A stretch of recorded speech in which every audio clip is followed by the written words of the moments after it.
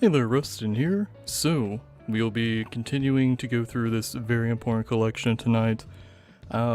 This is probably gonna be like the second last part, or it could be third last. I feel like we were like almost done with it the last time that we were here. Before we actually get started, let me go ahead and just do the proper streamer thing and actually post this on the Reddit that I am live, because I actually remembered to do that this time. Except not really, because I'm doing this like very last minute. Alright, let's get that pasted. So I'll just say part 4 of going through an important. I can't spell important collection. There we go. So no face cam today. No heart rate monitor, obviously. So it's gonna be definitely more of a chill stream. You know, just kind of take it easy. It's been a little non-stop for the month of October, so now that's November, you know, just kind of like chill. You know, we're gonna have a nice little evening, just relaxing and going through this very important collection of mine. Alright, let's go and crack open Dr. Pepper. Hope that all the cards that we see tonight are in good shape. I'm sure they will be. I think majority of these are like still sleeved up, but cheers. Oh.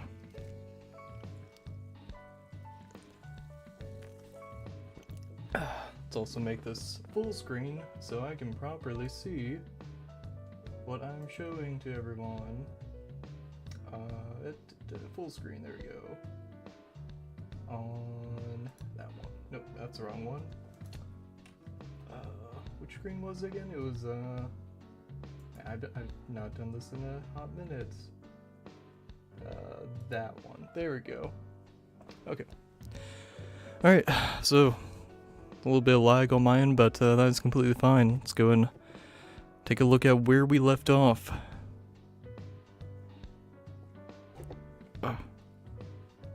Good chunk of cards. Okay, there's some EDL cards still that we haven't gone through. I don't know what side I want to start on, to be honest. Feel like maybe we start on the right side, because there's clearly like newer cards there. Yeah, I think we start on the right side. Just use this to keep everything propped up. No spoilers. Don't remember what's all in here, but let's go through the collection, just start sleeving. Yep. Alright. Double sleeving, of course. And okay, we got a few more of my main deck sleeves before I need to crack open another box. So yeah, this is gonna be the stream, just a little card sleeving ASMR. If you want to see some old cards here in a bit, come to the right place. If anyone shows up, wants to spark up a conversation, that's completely fine with me. There will probably be something that will trigger a memory, and I might go off on a tangent, and there's already some old cards behind these remaining EDL cards.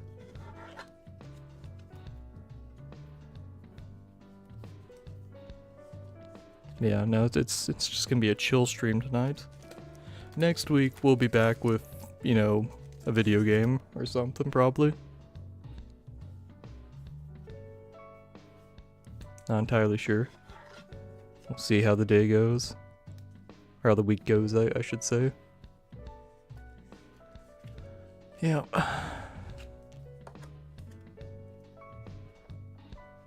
We got a bunch of Sleeping Beauties. Yeah, full playset. Yep. Full playset. Man. Some beautiful artwork.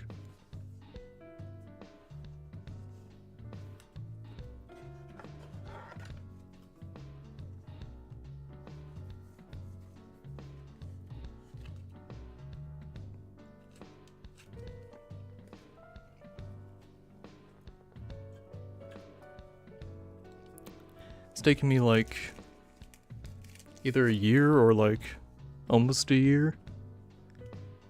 And I still haven't like fully sleeved this up yet. Mostly because like, I mean, it's a very important collection, so I kind of want to like show it off. For those who don't know, this is my best friend's old Force of Will collection. He's gotten to a point with card games to where he mostly will just proxy the cards that he needs whenever he wants to play a card game. He has no plans to like play in a tournament. And then with like Force of Will, it's like, it's so niche that he really only plays it with me. So it's like, yeah. Just holding on to those old cards that aren't like super playable. There's some that are playable, but not a lot of them are. Just didn't make a whole lot of sense. So they've just kind of gone to a good home. And that home being my collection. And every time I sleeve up a card, that's me absorbing it into my collection. Okay, we're getting to, I almost said MOA. That's the Faria and Melgus starter deck cards right there.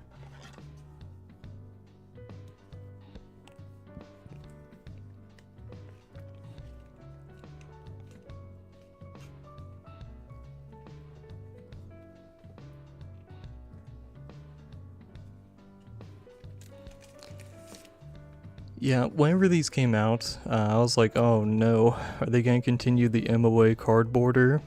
But no, it's just for like very special sets.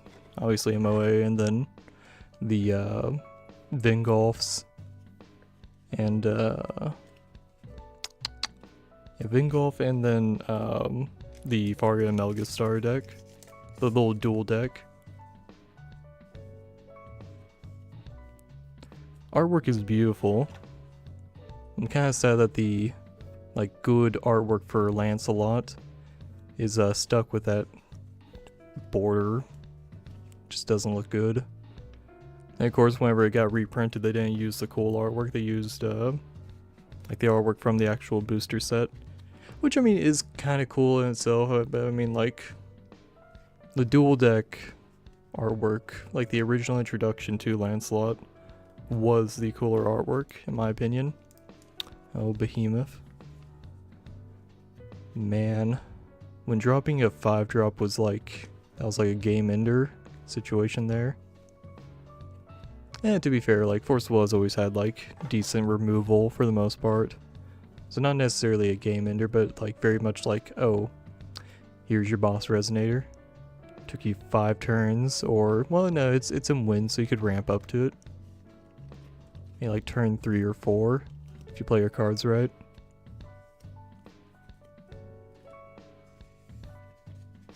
I mean, still like, what was Electra, a 4-drop? Yeah, things have definitely sped up. But I mean, that's the natural progression of card games. You will always have power creep, no matter what the card game is. You either have power creep, or the game dies because there's no motivation to buy newer cards. I guess that's kind of where like the ban list kind of like adds into rotation. Like even if you have a non-rotating format, the ban list can kind of make it a rotating format if you try to keep power levels like kind of the same. But then like with rotating formats, you can like literally keep power levels the same for the most part. Like look at like Pokemon's like a pretty good example of that, of where they'll have like the professor cards are like the exact same effect. It's just a new professor like every, you know, whatever, not set, but like I guess I don't know how they do theirs, if it's like a cluster or something. I don't know. I only like very casually played Pokemon TCG. That's like a pretty decent example of what I mean, of like Force of Will like could have done something similar to that, but being a kind of weird. I don't want to like go into the weeds of things. I'm obviously not a game designer. I don't own a game, so I don't know the ins and outs of how you'd be able to pull it off. But I mean, like, you look at like Pokemon has those like theme decks, and they're all, I'm pretty sure, the exact same power level. Like the fact that those exist and people can have like just theme deck versus theme decks from like, you know, years apart and still have like a pretty healthy game. Like, that's not nothing.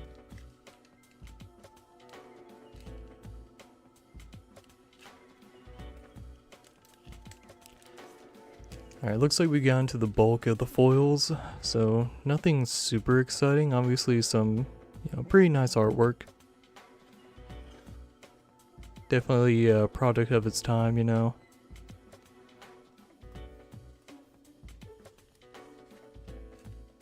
Nothing super crazy.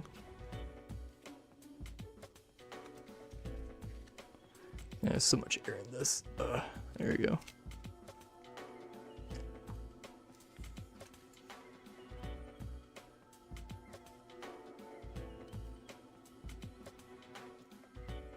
I think I might zoom in just a little bit so it's easier to see the cards.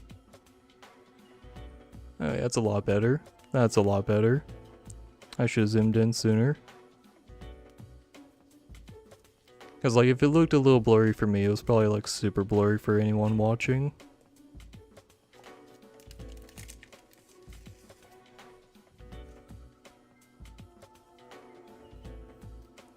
Yeah, this is the whole stream. Just relaxing, sleeving cards. I don't know how long I'll go. I definitely want to like hit the halfway point for the like box here. But yeah.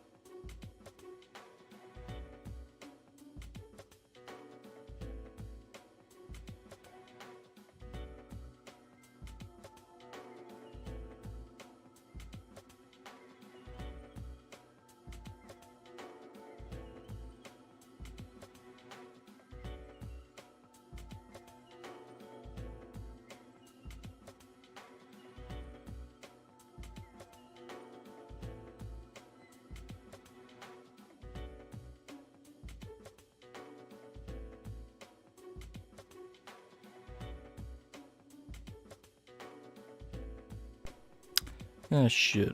I think I got some dust in this one. Hold up.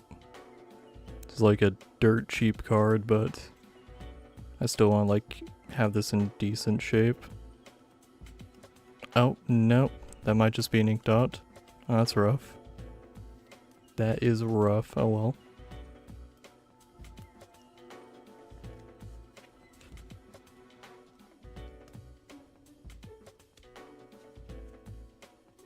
So, Curse of the Frozen Casket. Fun set. Very cheap cards. Still a great, like, draft and sealed gameplay. But, yeah, you're typically not gonna find any money from this set unless you get dumb lucky.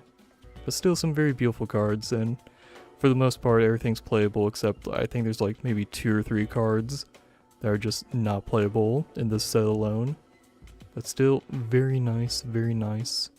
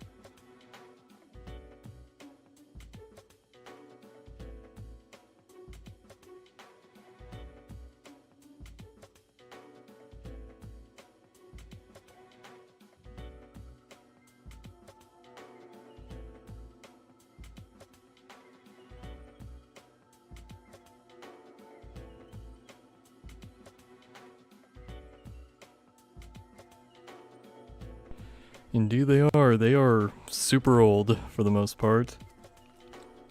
Yeah, super old cards. Just absorbing them into my collection.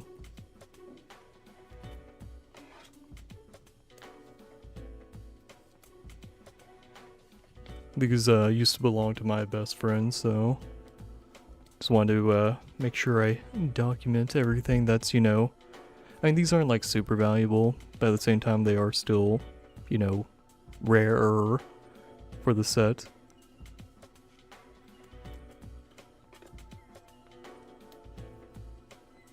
So yeah, just kind of a chill stream this week.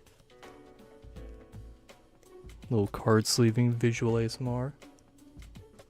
Yeah, exactly, yeah. Like, it's not like, okay, so the only person he plays the game with is me. So it was one of those things of like, you know, would you want to just like hold on to them and they only like see play like, you know, maybe a few times a year, and for the most part these cards aren't like super playable anymore just because of how old they are. Like there's like a few of them that are like, you know, like if I go through the like what's remaining of the collection, I'm sure I'll find some more like gems, but like for the most part a lot of these are just like bulk at this point. But they still have value to me. These are still, you know, foil copies. So I can go and like bling out my personal collection and then move the non-foil copies into like my bulk. So that's definitely a positive of that. But yeah. Now a lot of the cool stuff I kind of like already showed off in like the first couple parts. So anything that pops up here that's cool is like, oh, that slipped through the cracks.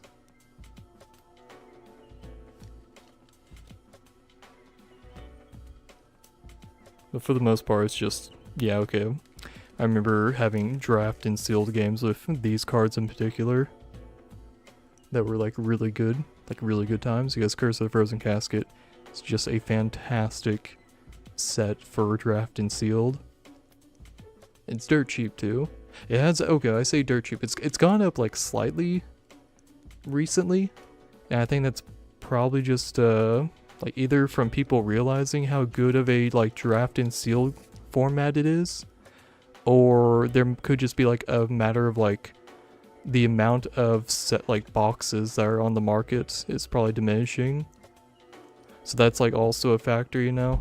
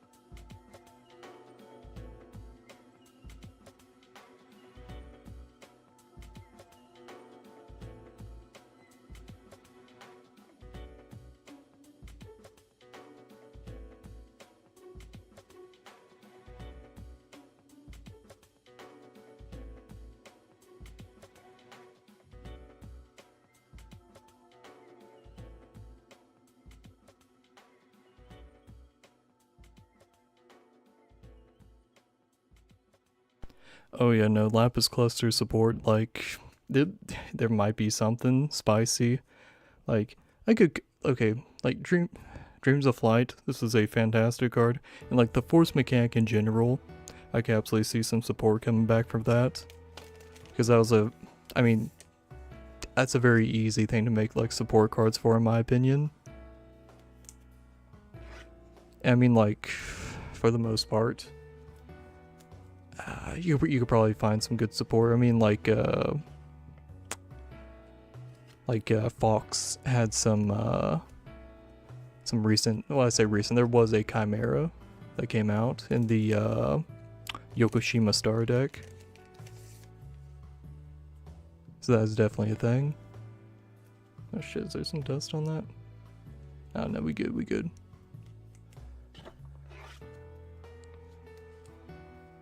So, you know, hey, if any of these become playable, I have more full copies of them. So there's that. I don't think that's gonna like up their value at all, but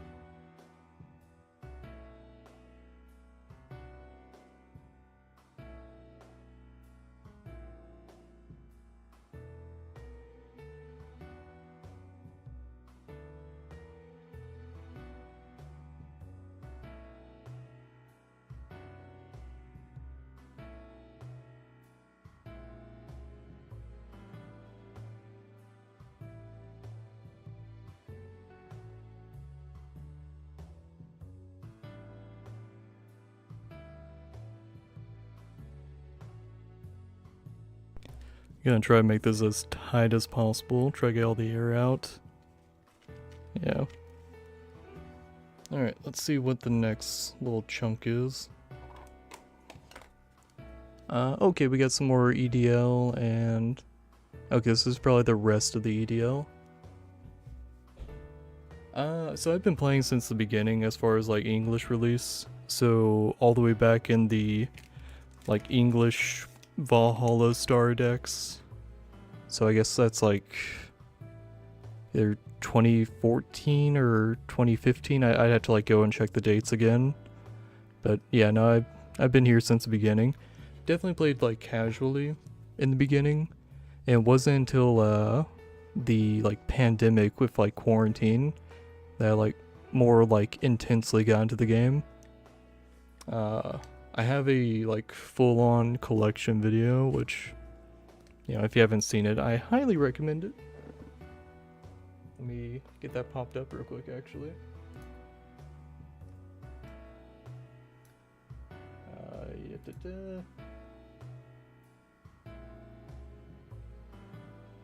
Yeah, y'all just go and grab a link to it, actually. That's probably a better idea.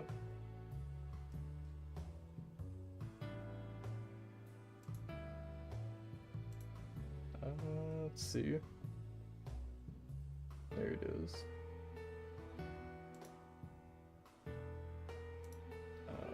Why is that? Okay. Let's go and copy that link. We'll just post it in chat right here.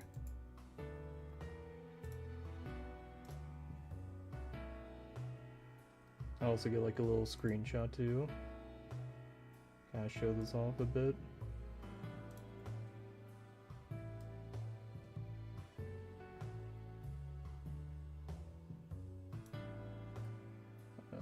Save and so we'll just put random digits. There you go.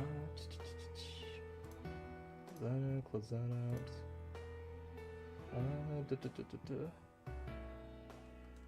Add. Where is it? Image. There you go. Grab that real quick. Yeah. Oh shit. Okay, that's cool. Yeah, thanks for checking those out too. I know, right? Oh man, yeah.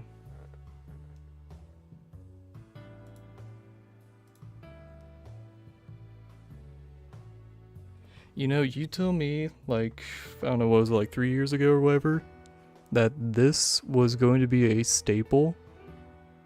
Like, I would not believe you, but yeah, this little water spirit doggo coming in hot, fucking glued to the, you know, top of every Lahin player's deck. It's fucking crazy. Yeah. And hey, you know, full art copy, so that's cool. But this is also another thing of like, this is like a somewhat more recent card, so it's not like the super old portion of the collection. Oh wait, this is a promo. This is a promo. Where's my clear sleeves? Huh. I like to sleeve up a handful of the promos in clear sleeves, just have them stand out a bit more.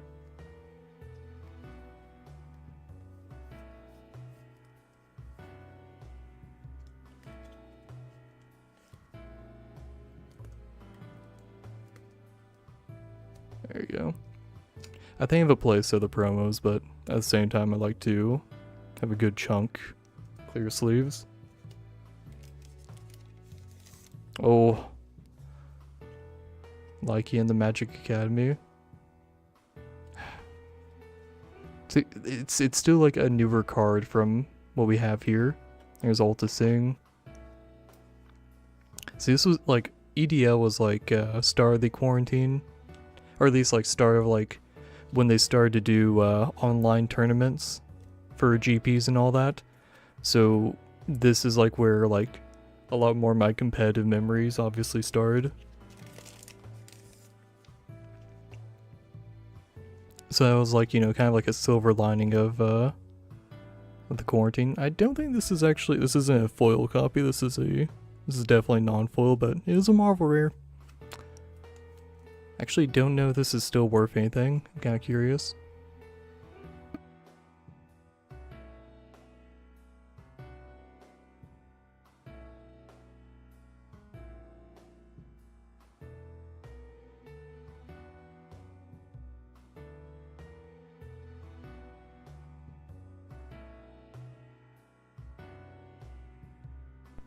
Trying to type with a delay. That's obviously not working.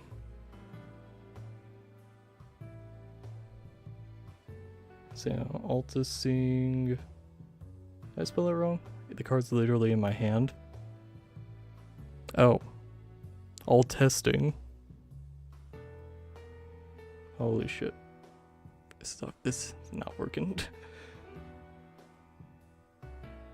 Okay, hold up.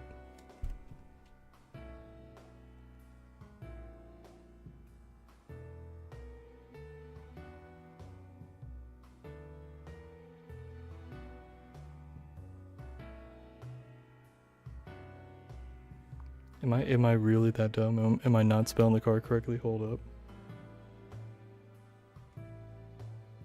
Oh, it's testing. Testing. It's not testing. There we go. Fucking hell. $2.99. Not bad. Actually, that might be the full copy, actually. What's the non-foil going for? Near mint foil.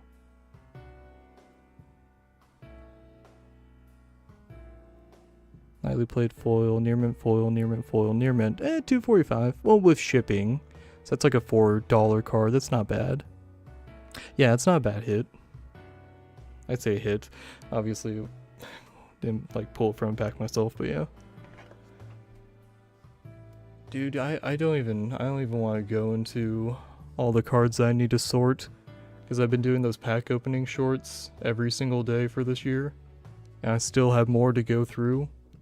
Like, I have stacks of just loose cards. And I mean, they're surrounding me. I mean, like, here's just a chunk. And there's like some valuable cards in here. All the foil cards have been taken out, but like there are some like valuable stuff here that I need to go through. And that's just what's in like arm's reach. Well, okay, that's what's conveniently in arm's reach. I have more that I can like reach over for, but like I might knock some shit over. Dude, if I was to like try to like stream myself going through and like organizing my collection, that would probably if I did like 3 hours or 4 hours at a time, that'd probably take me like multiple streams. I can't even like begin to fathom If I did like a time lapse or some shit.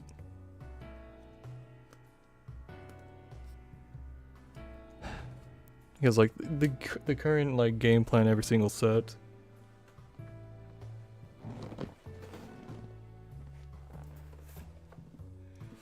is just get a BCW 930 count long box and just kind of like mark it as far as like which set it is. And that's my organization.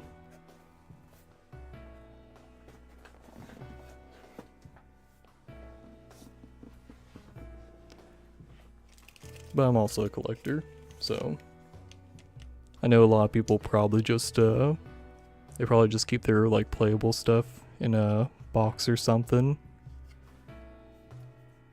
rather than just like each set getting its own dedicated box. But man, I got so much bulk. I have so much bulk.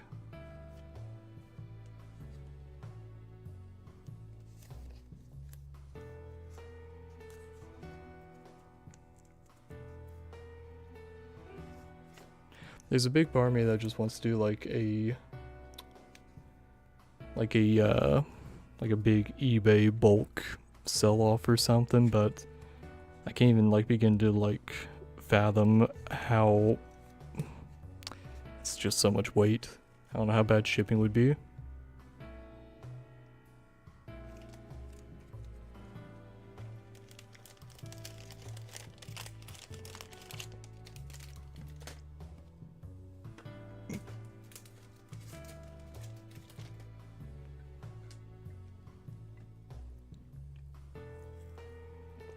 Oh yeah, no dude, same. I went looking for some Raging Messiahs, and I was like, where the fuck is this card? I know I have like, I at least had a playset of them. I knew I like opened enough packs to get a playset. I knew that for a fact, but like I just could not find them. So like I went looking around everywhere. I was just like, okay, when was the last time I played with them? And I was like, okay, physical cards. I was with my, friend who used to own the set, and we were like playing some decks that had like made like top 8 at a recent tournament and all that. And I was just like, okay, now where the fuck are those? So I like go digging like through a bunch of like cards and shit, and I find my box. I find the box. It is a red box, of course, because obviously red deck, red box, whatever. And I was just like, they have to be here. The tournament is in 8 hours. And I don't have my cards together. Fuck, let them be in here. Yeah. And obviously there were, but like at the same time I was just like going through, it's like, okay, well that's a banned card, that's a banned card. Okay, most of this deck is just banned cards. Okay, cool. Oh man.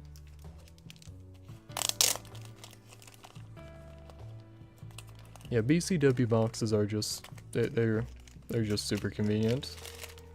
I like that company had the like they had the knowledge of like, oh, what is the tightest we can store these cards, and that they just made those.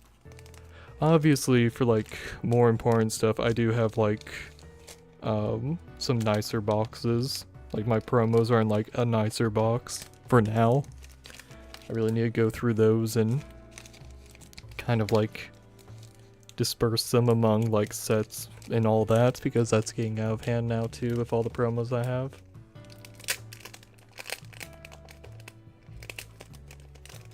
Yeah, flat rate box would probably be super handy, but then I'd be like concerned of like, the shipping condition, as far as like how many could I actually fit into a flat rate box.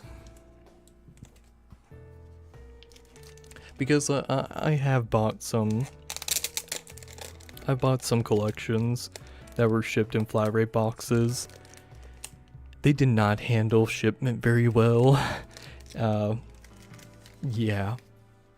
Luckily, whenever I was buying them, I wasn't buying them with the intention of like, oh, this is for my collection. I bought them like with the intention of, okay, I'm gonna use these as proxy fodder for like some testing and stuff, and like some other like little projects and stuff. But they did not handle shipment very well.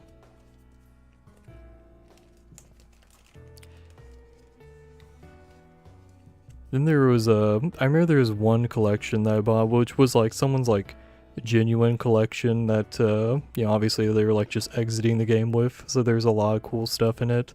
But they had wrapped stacks of cards like in saran wrap.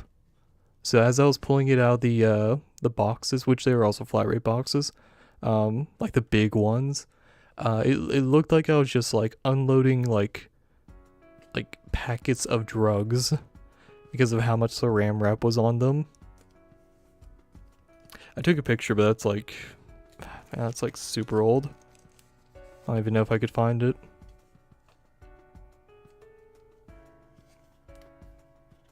Actually, you know, I think I might know where that picture is. I might be able to quickly find it.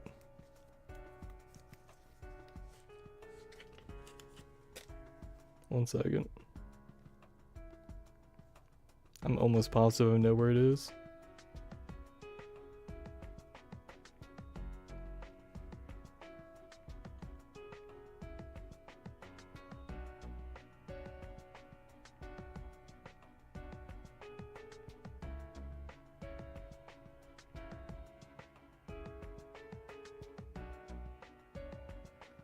Yep, okay, I found it. Alright. Like, look at that. Yeah, cardboard crack, yeah. Yeah, they literally sent me bricks, yeah. Like, look at that shit.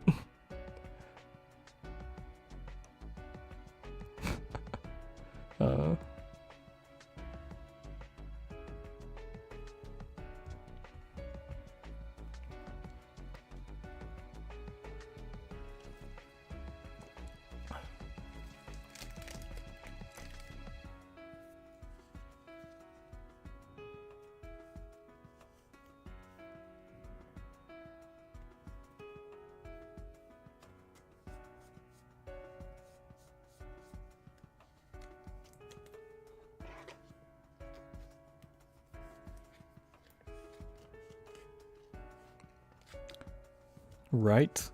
Okay, it took a bit for the YouTube delay to catch up there, but yeah.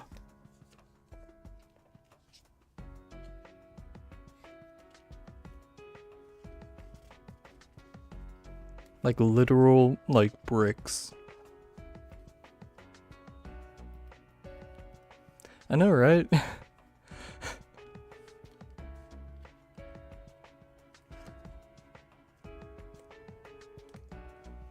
I was like, I don't know if like when they like search a package, if they like would leave a note of like, hey, your package has been searched. But if you told me that it was, I'd honestly believe you. That's how sketchy it looked as I was pulling them out.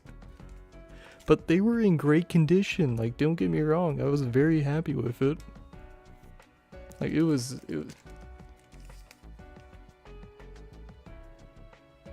Yeah. Oh, look at that. That's a card I'm actually using.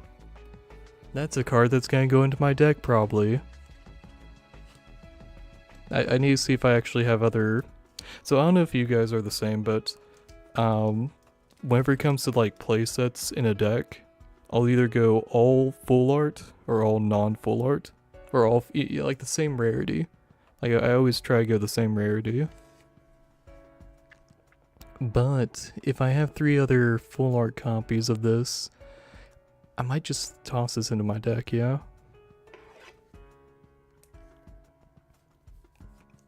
Actually, I might only be playing 3, so I might just need 2 more, which I think I have 2 more.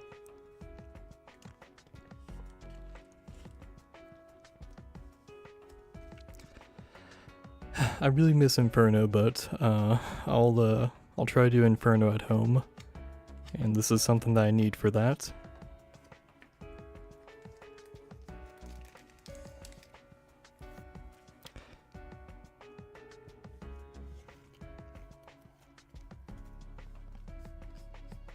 Got a bunch of like paper dust on this. Overall, they're in great condition.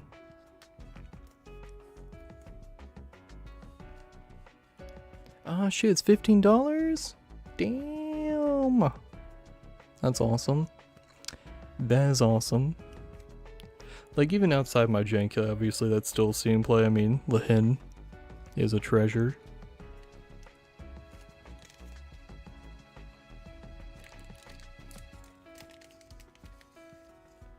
We got our ruler.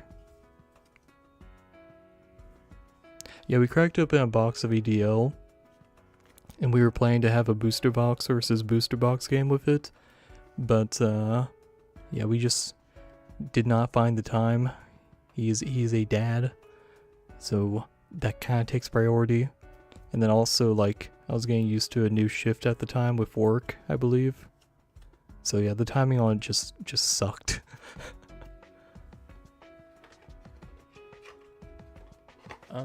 Shit, am I out of clear? Ah, damn it. Do I have more clear around me? Okay, I'll be right back. Lowest rarity to play, completely fine. That's completely fair with me. For me, I just want it to be the same rarity.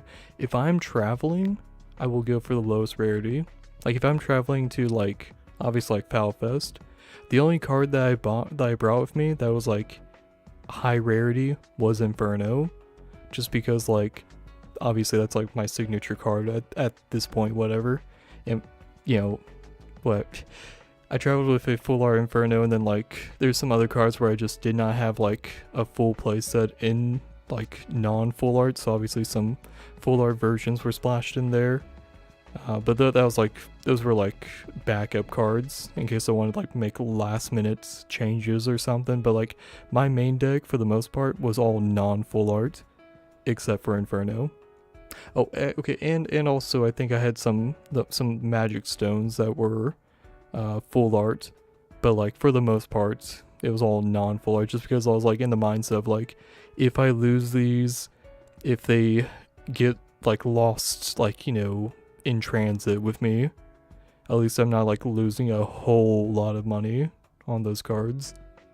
So yeah, but like at home, if I'm at home, I'll blink out my deck because like I'm the one handling those cards.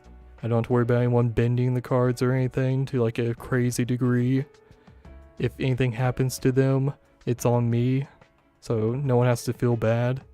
But yeah, alright, I'll be right back. Gonna grab some clear sleeves for this.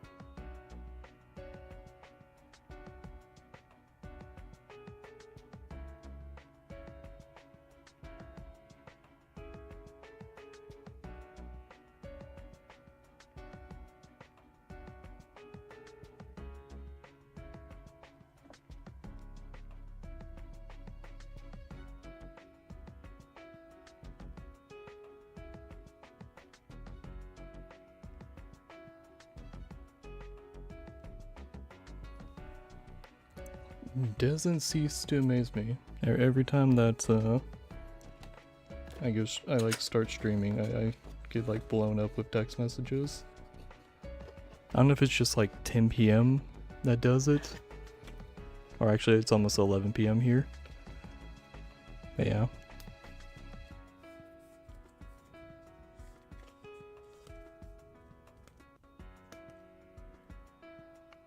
Like I get like nothing through most of the day, and then Friday, whenever I start streaming rolls around, that's whenever I start getting messages.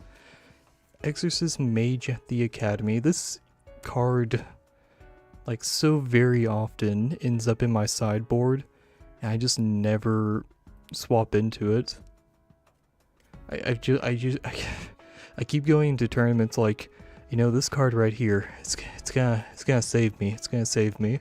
And I just never get matched up with something where it would be good to play with it, or I'll get matched up with something where it's good to play with and I just never see it.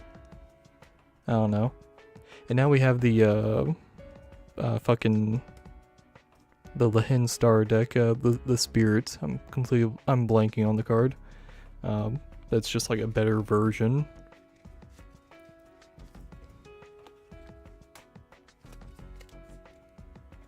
That's some sad power creep.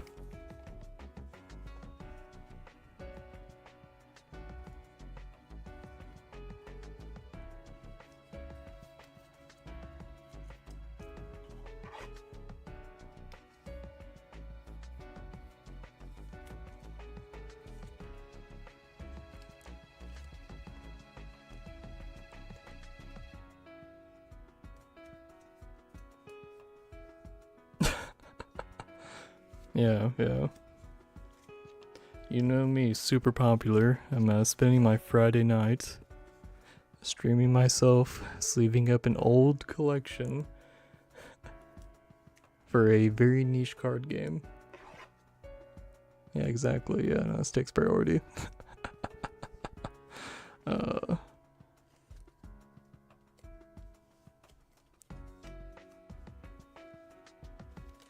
Ooh. There's a beautiful artwork for Rhea. Yeah, Spirit of the Mirage Ruins. Yeah, that's right. I feel like that card has been like so played around that a lot of people aren't even bothering to run it anymore.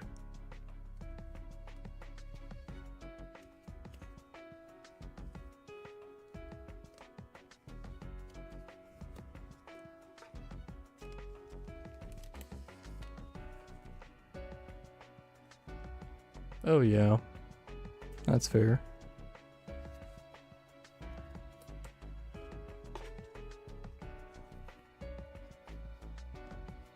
We have so many floodgates in the game now. Like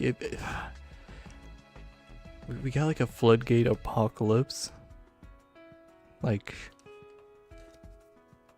I don't think that was the move to just make so many like good strong floodgates. Like, remember when like Witch of the Fallen Kingdom was like a very like, holy shit, that's such an insane floodgate, because like there's so many cards that just like search cards now, you know, that kind of thing. And then like Damascus Moon of like, okay, additions lose their abilities and shit. Like those were like, oh my god, that's such an amazing floodgate. But it was like, you know, very easy to play around. Like obviously Witch of the Fallen Kingdom, any removal basically got rid of it, like just about any removal. And then, you know, Damascus Moon, like there's plenty of like things that removed additions. Like you got like Spirit of Mirage Ruins, which is just like a pain in the ass to deal with.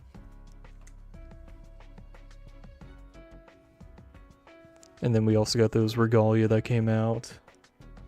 Yeah, my god. The fucking Regalia are just, they're just so...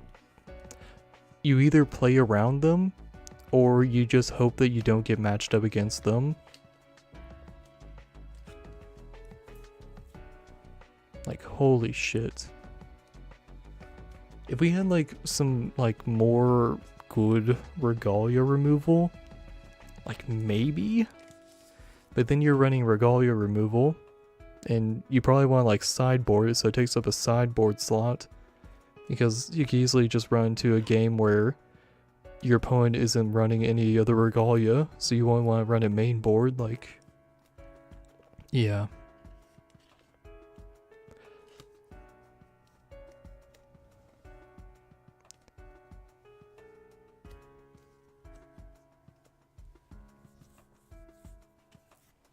Oh, there's a Suya.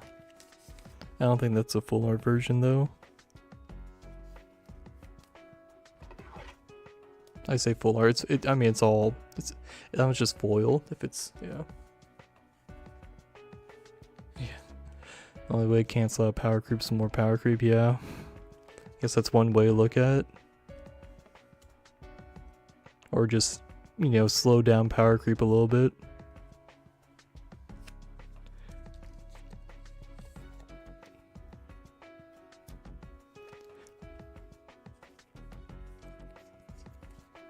Like, I think if I Spy realizes that a lot of the player base, like, they'll just buy product because it's new.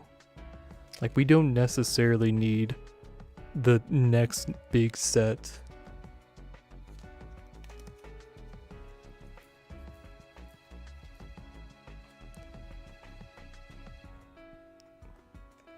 It was kind of hard to call it like pseudo resetting because like there was still power creep.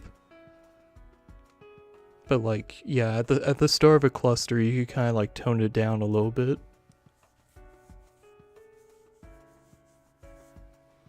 But then you had the issue of like everyone would just like play with the old cluster stuff and not necessarily want to buy the new cluster stuff.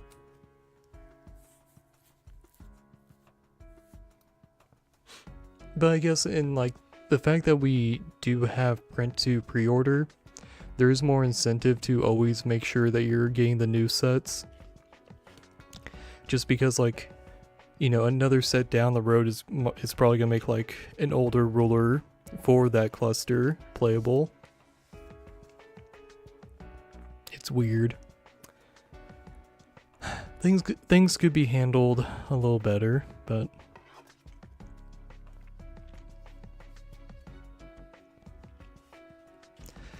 man, I know this doesn't have revenge on it, but like, this is. I wish this card was a little more playable. It looks so cool, but even like when it was new, it was just not playable.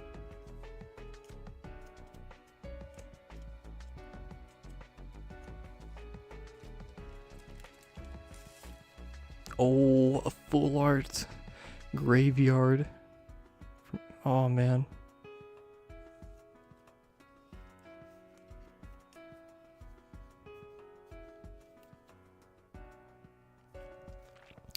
That's an ABC staple right there.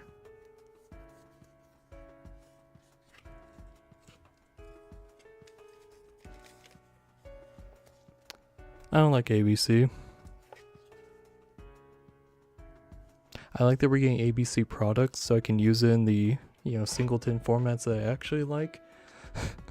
I do not like ABC.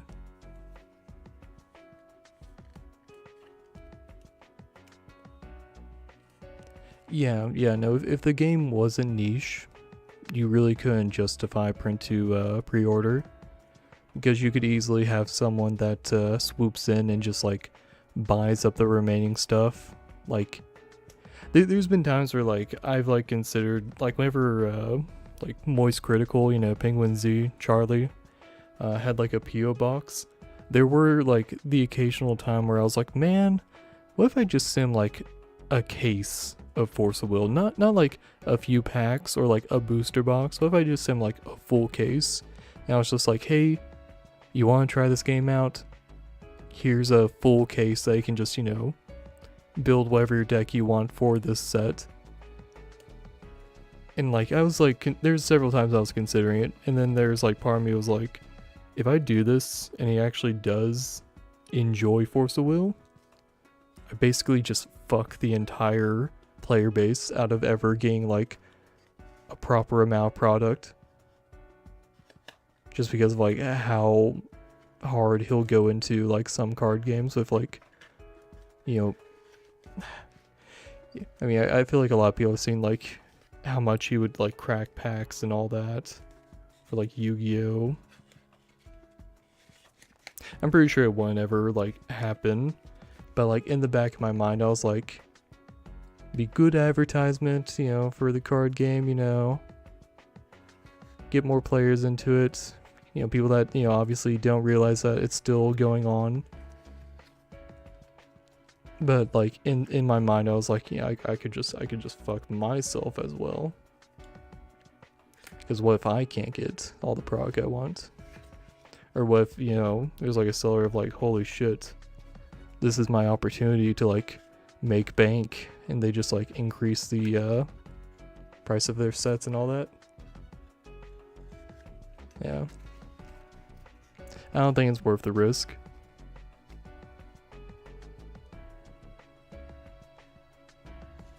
I do have a couple of cases of booster pack. I have a couple cases of booster boxes that I realized I accidentally bought too many of, to where like even me of like, you know, the wine cellar goal of like having booster boxes of, you know, like, oh, you know, this is nice vintage, you know. Like even to me, I was like, man, I accidentally bought one extra case here, because I was not like, for a while I was not like thinking about how many boxes I was buying for a set release, which was bad. That was bad. I was bad with the money. It like whenever I was like doing my you know, which sets are legal for Wanderer and stuff, I was looking at them, I was just like, what if I just had like a case break, or no, a case break, what's it called?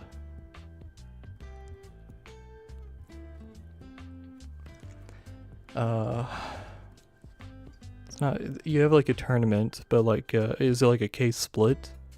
More like, depending on like where you place in a tournament, determines like how many packs you get, like that kind of thing. I'm completely forgetting the like term for it, but that is like a goal of mine, is to have a tournament where I can kind of just like have booster packs, and maybe like even a full booster box as like prizing. So I think that'd be kind of cool.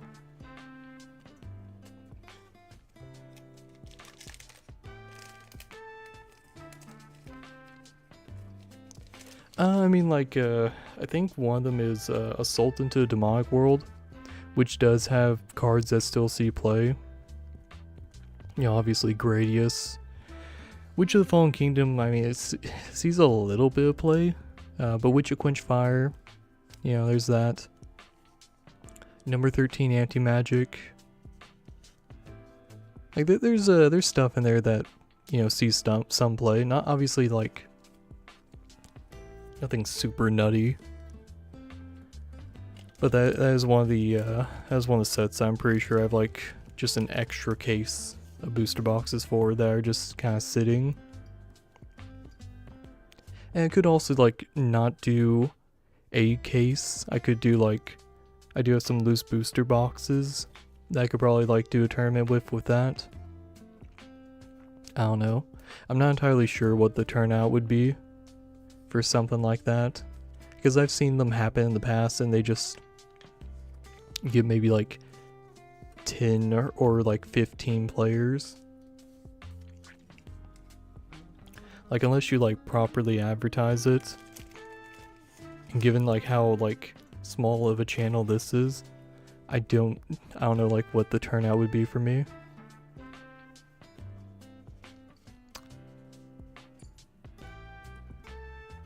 Man, it's a beautiful stone. But yeah, I'd have to go back and see which ones they were. I know I essentially have an extra case of EDL.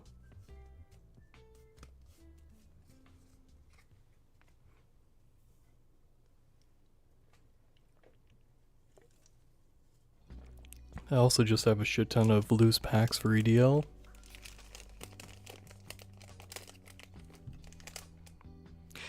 Which, I mean, like, this is also just, like, a fun set to do, limited formats in, you know, sealed and draft. Like, this is a fun set for that.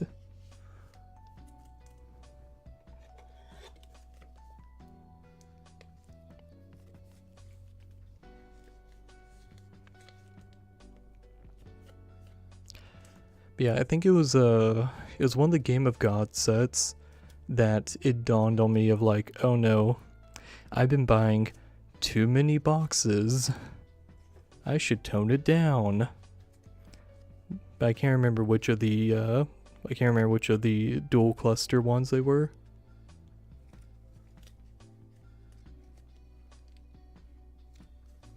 Do a raffle. Yeah, I'd lose so much money doing a raffle.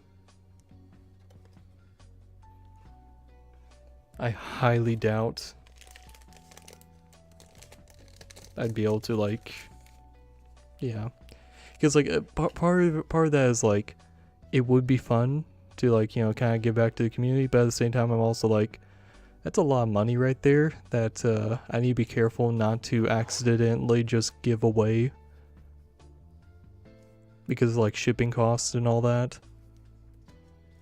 So I need to, like, run the numbers. Part of me was wanting to do it this year, but as I was doing the pack opening shorts and realizing that that was just consuming so much of my time, like, as is, it was just like, okay, this is not happening this year. We are not hosting a tournament this year. Oh man, it's such a cool card.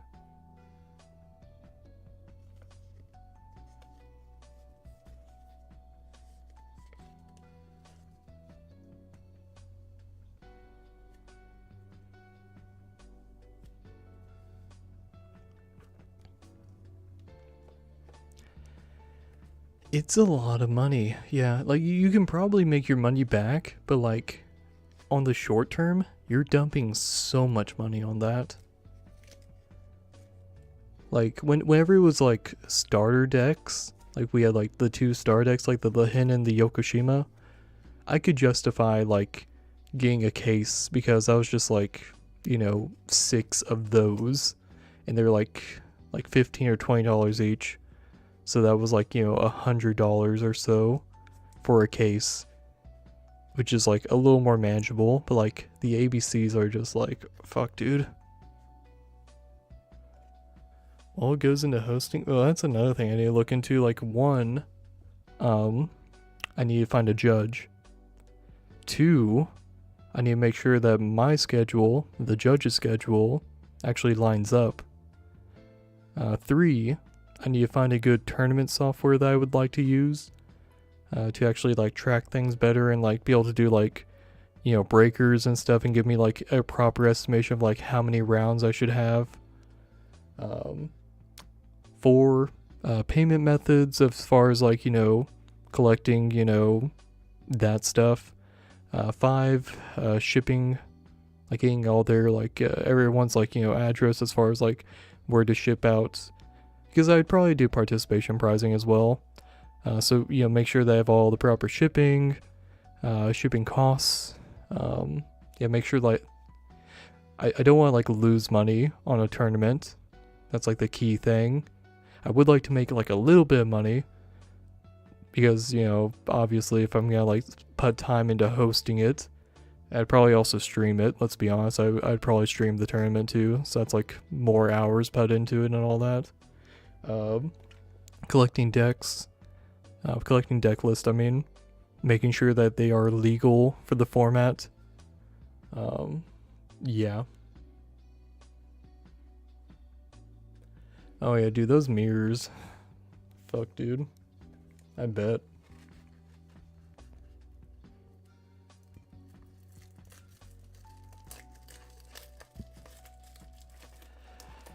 Oh yeah, definitely. And I mean, like, my biggest concern is that they are saying that if you buy one of each of the ABC star decks, you will get a playset of the cards. But yeah, until I have them in my hand, like hands.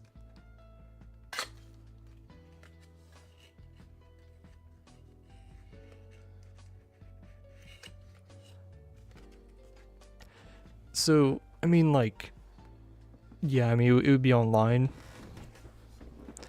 There are in-person tournaments for Force of Will still, but they are, like, less often. Which, I mean, like, I'm pretty sure a majority of people have realized that we are scattered throughout the world. Like, there is a Force of Will community, but it exists all across the world. There's, like, very few, like, cities and states and countries that have enough players to establish a locals.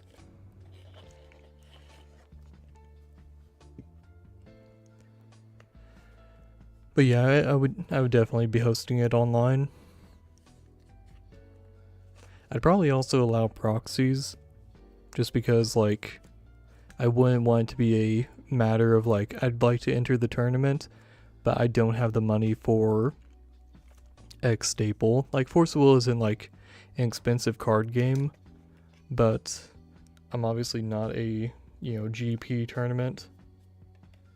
So, yeah. What we got next? We got some more old cards and some more Curse of the Frozen Casket cards.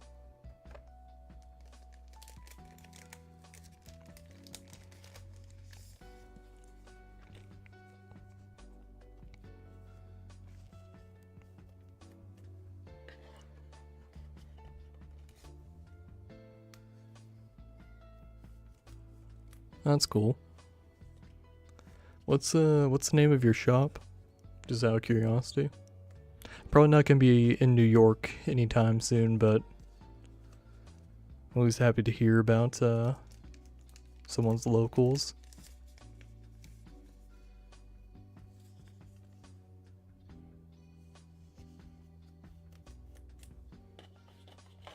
Because I definitely don't have a locals.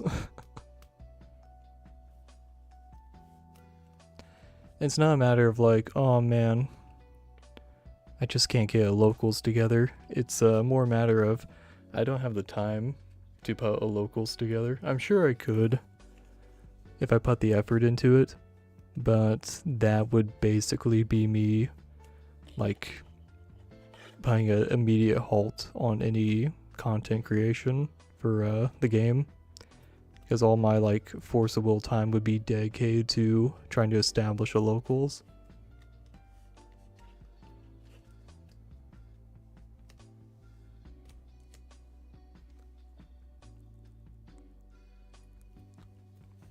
Yeah, I'm, like, completely fine with just playing online.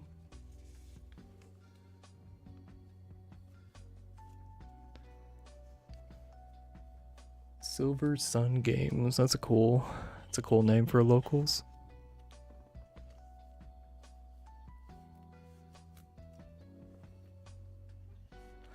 I believe it.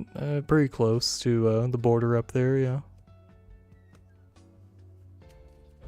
That's completely fair. For me, the way that I look at it is that, like, a locals is, like, you could have some just, like, shitty people pop up at, like, in-person locals. Just because, like, that's, like, the go-to place to, like, hang out for card games and stuff. But, like, anyone that's, like, in the Force of Will discords, they want to be there. It's not a matter of, like, well, that's where all my friends are. It's more a matter of, like, okay, I'm among like-minded people of, like, I'm here because I have fun with the game.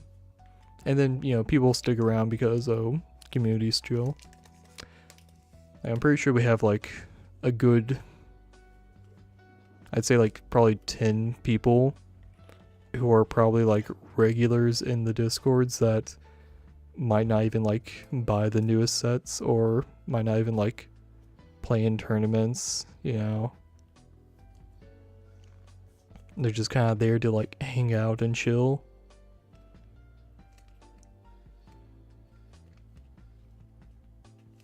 Which I kind of find that as like, you know, it's not just a matter of like, you know, keeping up with the newest and the best cards, you know. There's also that level of like, okay, it is a comfort game. I'm here to relax.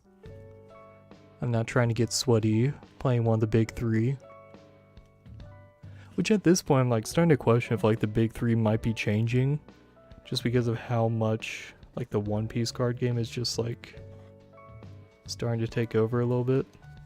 Also, I'm a dumbass. I opened up a new box of sleeves, but I've not finished out that other box. Aw, man, I'm dumb. I'm dumb. Can I fit that in there? Yeah, I can. Hell yeah. Okay, cool. That sort of fits. Ah, fuck it.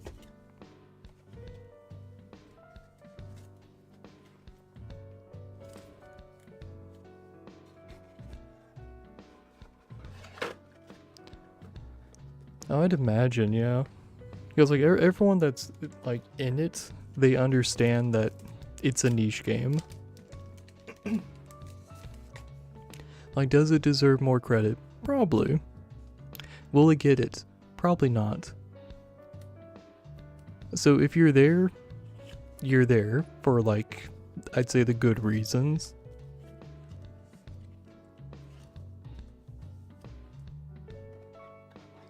Obviously we have some bad actors. I mean, you know, every community has bad actors.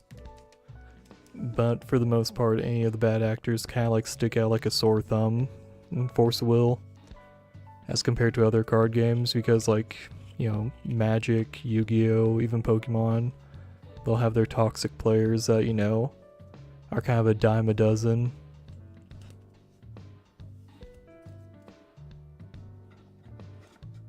Like a majority of the toxic people in Force of Will, I mean, they either kind of like improve themselves a bit because they realize, oh, this is kind of it.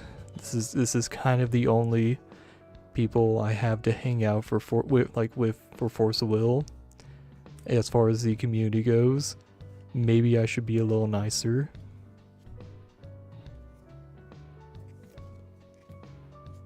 Or they just, you know, move on to a game that will accept.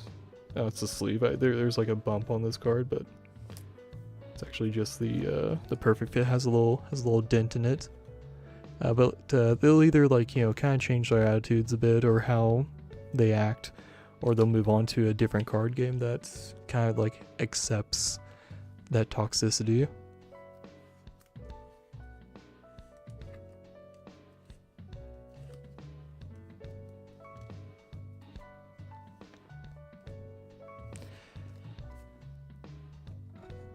So One Piece, and like just straight up like card games that are like, oh, it's an anime, not about card games whatsoever. Like no like, you know, collectible monsters or anything. Like the One Piece card game is like so bizarre to me, because like if One Piece just ends at some point, what happens to the card game? Does the card game end? Does the card game continue for a little while? Do you start making like card game exclusive like components or story beats or some shit? Like what happens when, you know, the story ends for One Piece, you know? Like obviously they're making bank on it, but like you look at Yu-Gi-Oh, and like Yu-Gi-Oh obviously hasn't had like the Yu-Gi-Oh like TCG, not Rush Duels or whatever, hasn't had like a new anime release, but they still get new cards. Obviously the, you know, player base is still going for that. Trying to like look at this behind my mic. Oh, come on, Rustin. There you go. I don't know, like, I know One Piece is, like, so fucking big, but, like, I just don't get, like, wanting to get into that. Like, unless you're, like, a huge One Piece fan, sure. But, like, me as someone who's not, like, a huge One Piece fan, I don't see the value in the game whatsoever. I keep looking at it as, like, is something that will end eventually. Magic, Pokemon, Yu-Gi-Oh!, Force of Will, a bunch of other TCGs, they don't have, like, a set anime story or set manga, you know what I mean?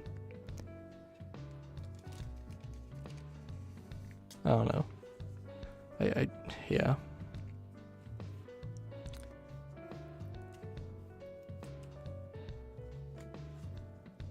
My thing is that if One Piece ends, like if the TCG ends before Force of Will, that'd be some of the funniest shit to me. That'd be like some of the funniest shit to me.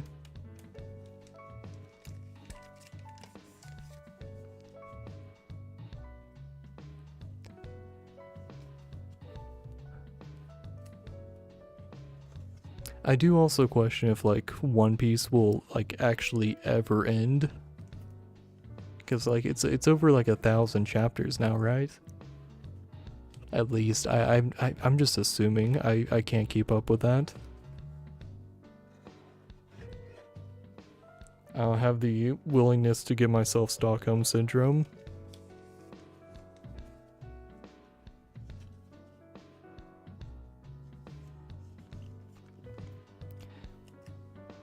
But, like, it's gotta end eventually. Like, if they continue it after the writer like, okay, that's a horrible thing to say, but, like, if they try to continue that story, even if the writer dies, like, I feel like that'd just be kind of eh. Unless they're like, unless the writer's, like, you know, already, like, in talk of, like, oh, if something ever happens to me, pass it along to this person.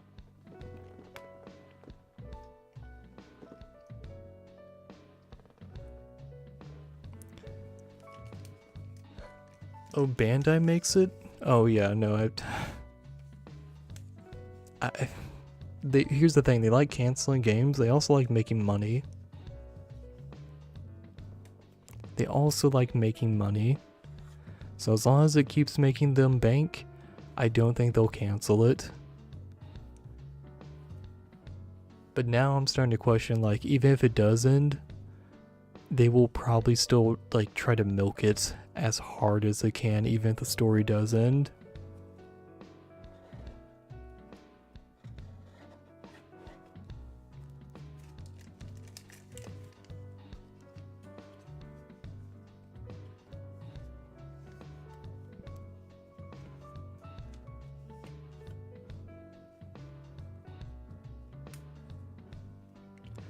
Dude, I have some friends who watch One Piece, and I think some of them are, like, trying to read the manga. It sounds like genuine Stockholm Syndrome. Like, I know I said that already, but like holy fuck, dude. Yeah, if you get to, like, chapter, you know, like 500, or if you get, yeah, like if you get to, like, episode 300, you know, story gets really good, yeah. Like, holy fuck, dude.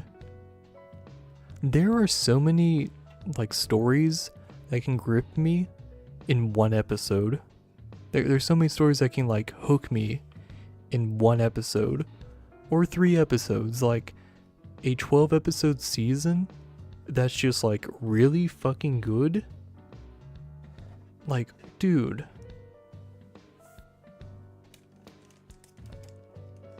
I don't have it in me to sit through that many episodes.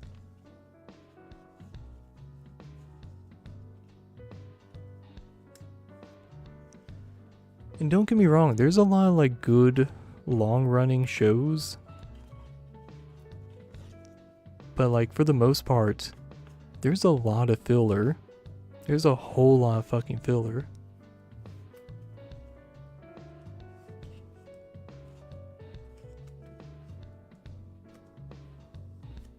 But no, like I'm genuinely convinced that a majority of people who watch and enjoy One Piece have just seen so much and have invested so much time into it. That's like a sunk cost fallacy of I'm in so far, I gotta keep going or else everything that I've done is meaningless.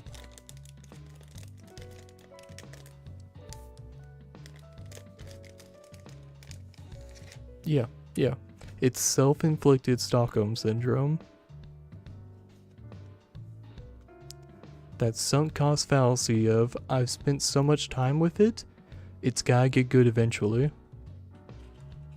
And sure, it probably does. Like you said, like episode 300.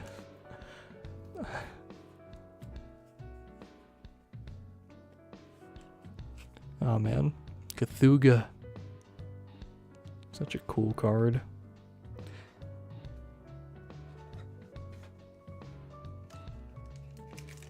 It's so niche, but I could still see this like seeing some play like here and there. Like there's been like some Cthulhu decks, and I could probably like easily splash this in there, just get like that extra like 500 damage.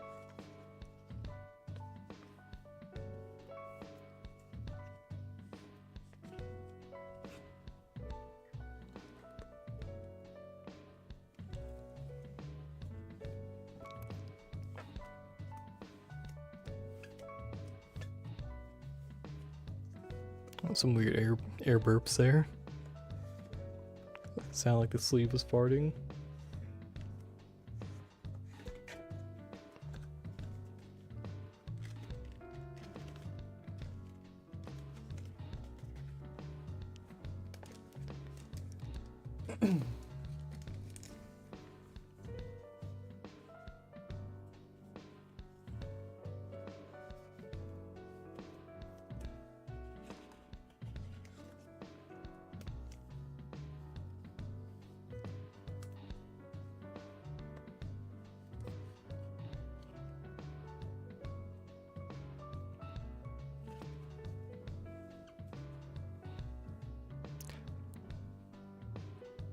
We misspelled the word queen. Hold up. Which card?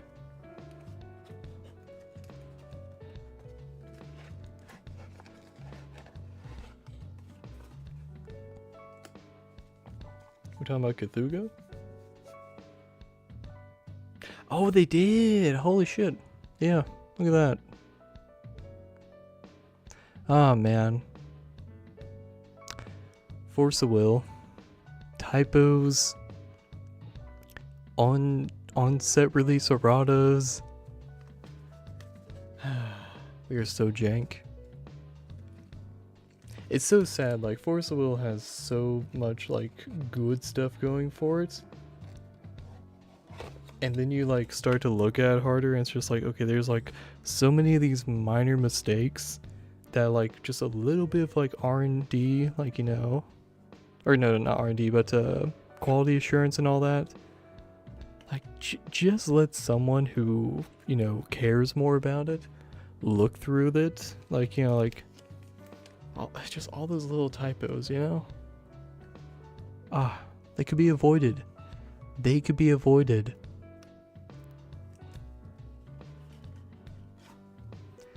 But the game is so small that they're like, we can't justify paying someone to do that probably. So we'll give it a good once over or some shit.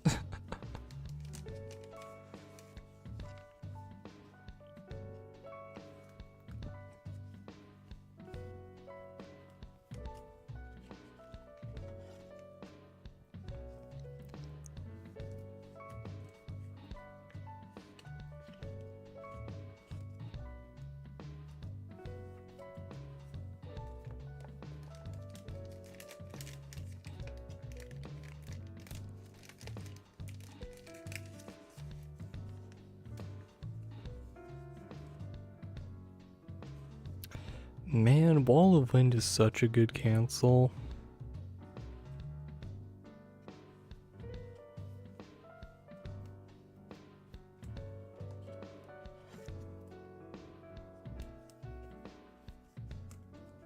Some cute artwork too. Some very cute artwork. Not my favorite artwork, but still like pretty cute.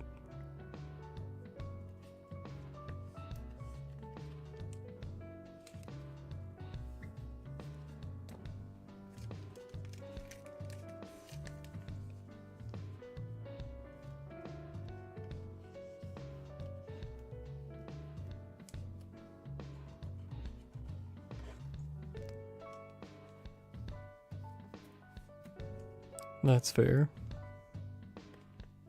I feel like we've gotten like a little better, but I think that's also because I'm pretty sure he won't ever say it, but I think Jeremy is like partially working for the company now. Like I feel like he's gotta be. So I think some of the grammar has like slightly improved, but even still, like, we have a lot of stuff that slips through the cracks.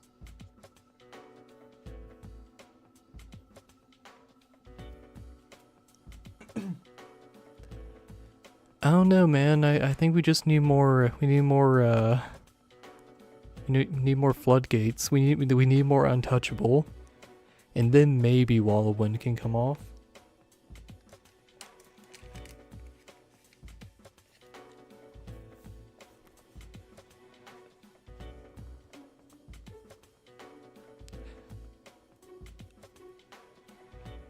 I'd say they're about even, actually. Because, like, Mirror has Untouchable, but it does a lot more. Yeah, I guess it does do a lot more. I don't know. I feel like the fact that, like, Wall of Wind is like, oh, your opponent's playing on curve?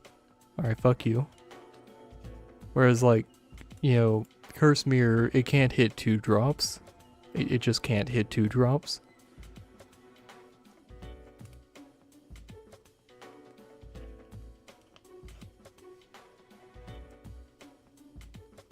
Oh, he is. Okay, yeah. That's pretty awesome. So does that mean that he can no longer compete in tournaments? Like, how does that work?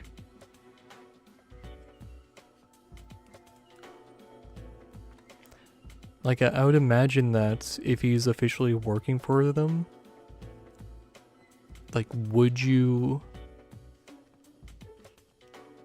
still be able, I would imagine you can't compete if you're working for the company.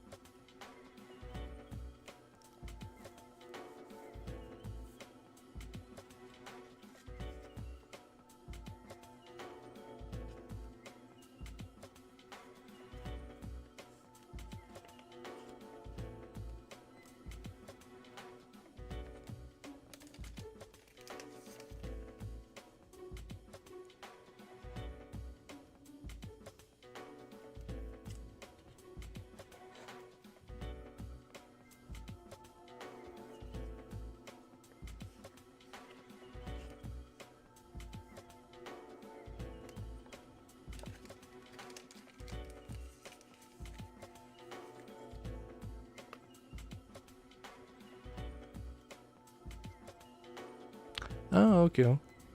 That's cool. Oh, that's right. He got a, yeah, at the last Worlds, he got, like, the top 3, like, auto invites. But yeah, no, if he didn't compete, yeah, no, it makes sense, yeah. Because, like, in my mind for a second, I was like, I don't remember him, like, topping any GPs from what I heard. And it's just like, alright, he did have his invite, but yeah. That's cool, though. That's gonna feel nice of, like, you know, you've done so well in the, like, card game that you play that, like, trying to, like, apply for a position for the card game, or maybe even got, like, offered a position or something. I mean, he also had, like, a podcast and, like, made content, so there might also be a level of, like, maybe that gave him, like, some swing. I don't know if he's, like, an ambassador for the card game now or something, or, you know.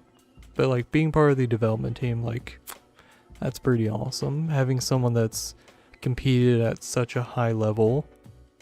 Hopefully stuff that comes out will start to be a little more like balanced or something. I'm hoping.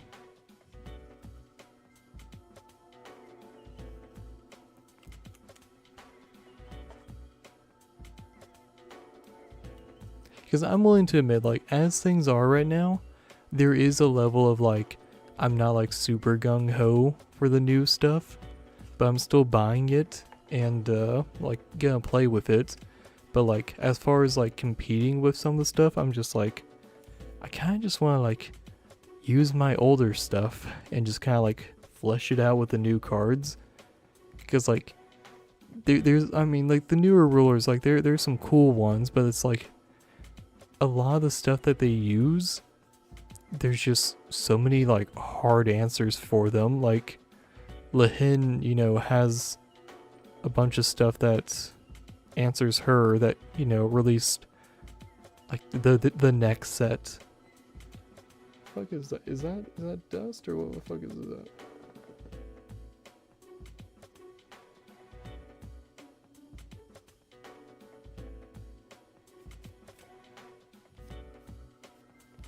There's like it's like a weird splotch on the card. I think I got rid of it. I have no idea what that was. I don't know if it's like still up as far as like on his channel. I'd imagine so. I don't know if he's still making it though. Because I don't think you'd be able to like very fairly talk about stuff that's being released with the insight of like what's coming out later, you know? Unless like he shifted his content to be like a certain way. I'm pretty sure I'm subscribed to him. I haven't seen like a new video or anything in a while. So he probably did just like halt his content. Unless he like moved to like Twitch live streams or something.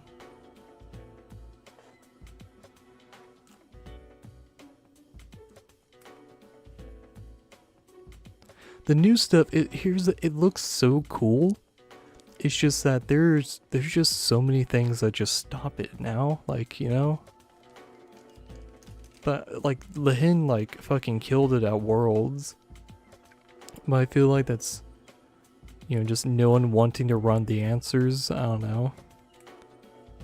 I still need to like sit down and like watch all of Worlds.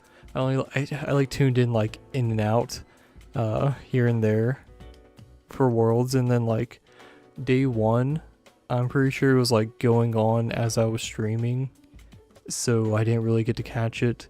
And then like day two I was like just recovering from, you know, Friday.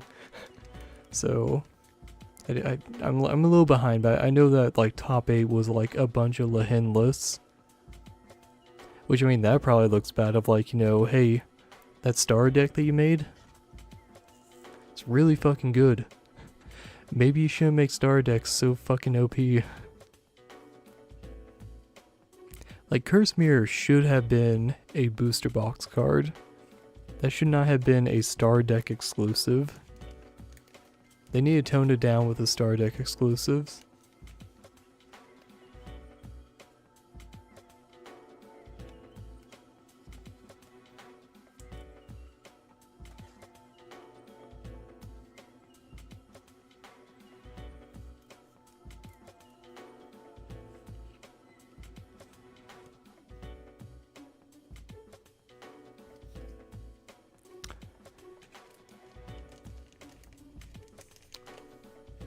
You know, that is a take that I can't disagree with. But there was a point in time where I was like, oh shit, Lahin's gonna, like, you know, kind of like get nerfed a little bit with a new card getting released. Man, when Inferno was fucking legal, I felt like a Lahin killer. Like, a Lahin deck showed up, I felt amazing. I was like, man, one of your like key cards that you use all the time is fucking useless for the most part. I feel so good. I I made top 8 for 2 GPs in a row. I went so long without making a top 8 to making 2 in a row because no one was running stuff that countered Inferno, and Inferno was a hard counter to Lehen. Man, it's crazy times. That was probably like the peak for competitive Force of Will for me. And it was purely because no one wanted to run the answers to Inferno anymore. But they're fucking plentiful. I know they are. I went so many tournaments as Inferno being a rogue deck that just got shit on. Oh man. That's me being a little salty.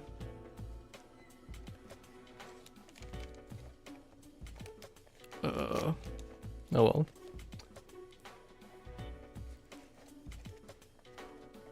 I'm just sad that there's a timeline where I would still be playing Inferno because the meta just never shifted to like stop running answers to it.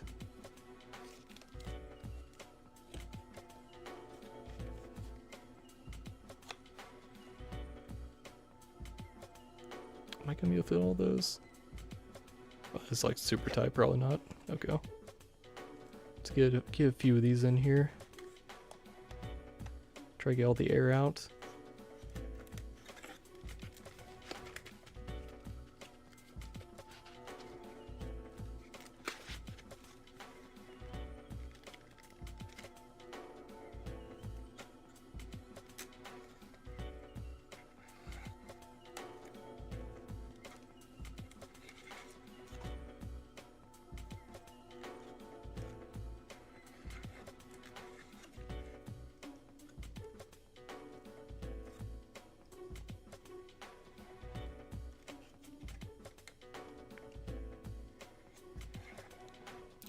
So like when 18 came out, or was like spoiled, I was like hard expecting like, okay, 18 and Inferno probably getting combo banned. That's completely fine. 18 looked pretty cool. Like that'd be a pretty nutty like Inferno list of like, oh, you basically just have Curse of Caduceus on rip. That's cool. That's neat. But I was completely expecting it to just get combo banned, and I was completely fine with that. I was just like, okay, that's fine. I don't need to play 18.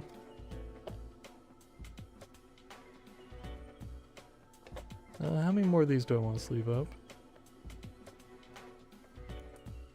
Do at least this chunk.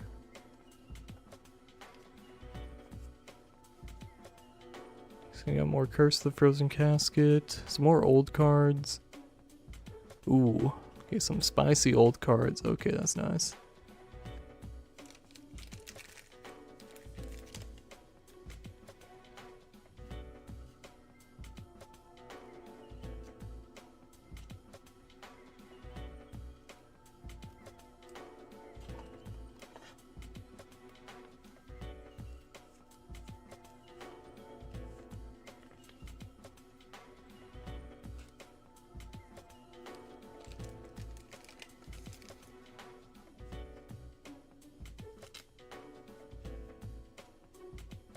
I will say there's part of me that was like kind of expecting Adine to like have some competitive like presence.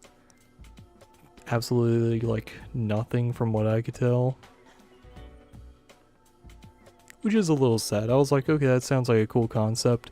And then I started reading his cards more, and I was just like, oh, I feel like we got like a new Brad or some shit of like a very cool concept for a ruler.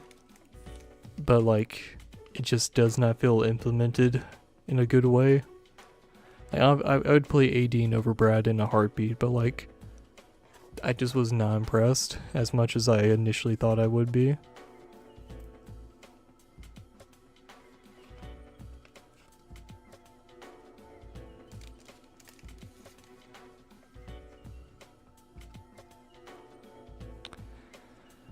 Oh, Lave.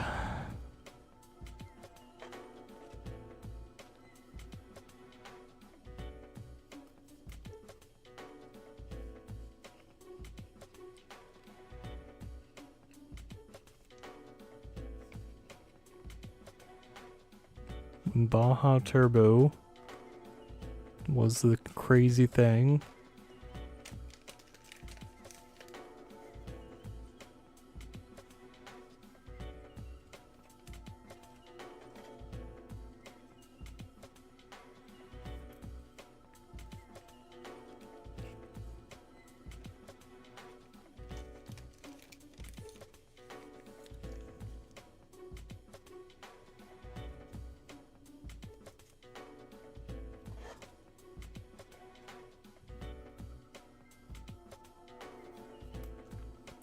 It's a really cool card. It is honestly it's a very cool card. Like, I still play the Faria and Melgus dual decks, like, just as a standalone thing with friends every now and then. I mean, it's a fun time. It's fairly balanced. Like, fairly balanced.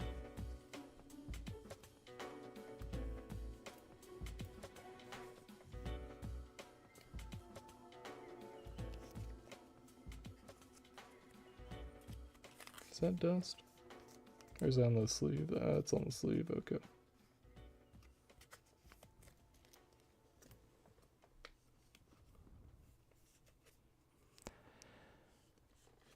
Yeah, that's what this stream is, a little trip down memory lane. Lancelot with the best artwork for him. I don't know, you look at like the booster box version and it looks a little feminine, but like, yeah, no, very cool artwork for Lancelot. Like, man, this should have been the artwork, period. It's so cool. I don't know why they didn't reuse it. I honestly want to know the story behind why they didn't reuse this, yeah. Maybe they had bad blood with the artist, I don't know.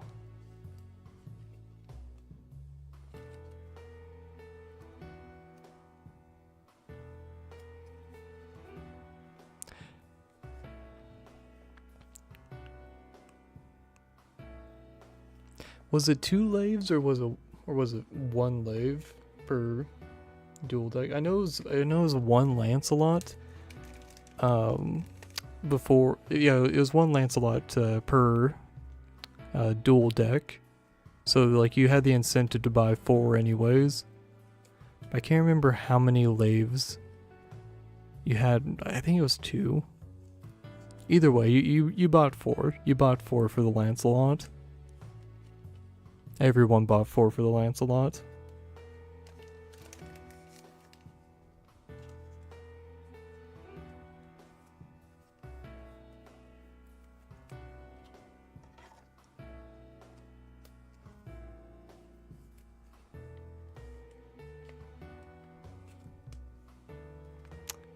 Oh, Ambush is such a cool piece of artwork. Just love how nervous.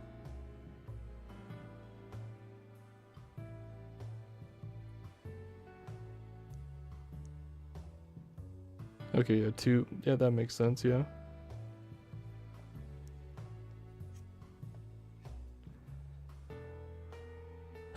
This is like such an intense moment.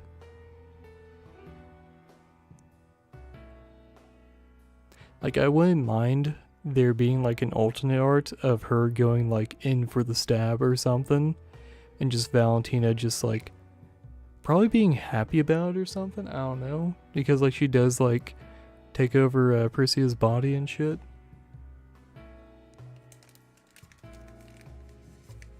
Oh yeah, yeah.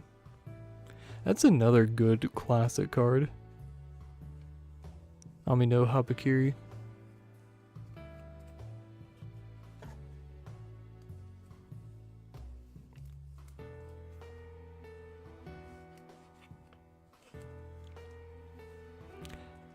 See, talking about stuff like that makes me want to make an old school cube.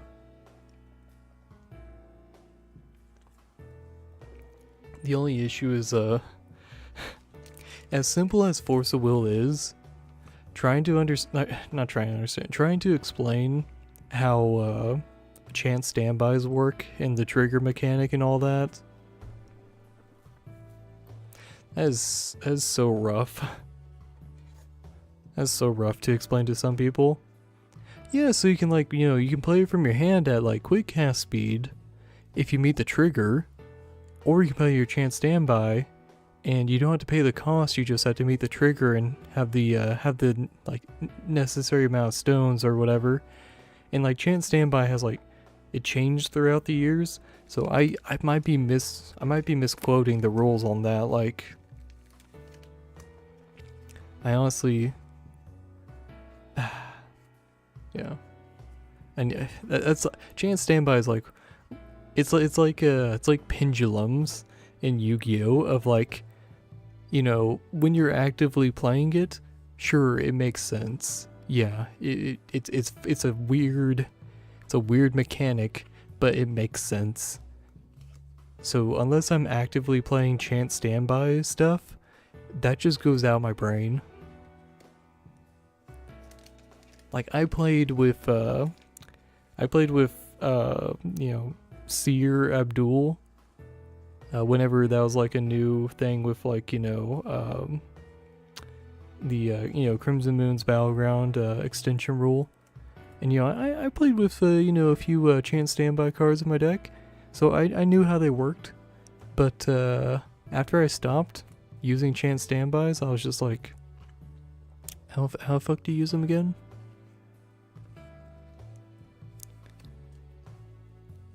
It was just some like game knowledge that I will never like hold on to. Like I have the vague idea of how it works, but if you ask me like a very specific question for it, I need to look at the rules.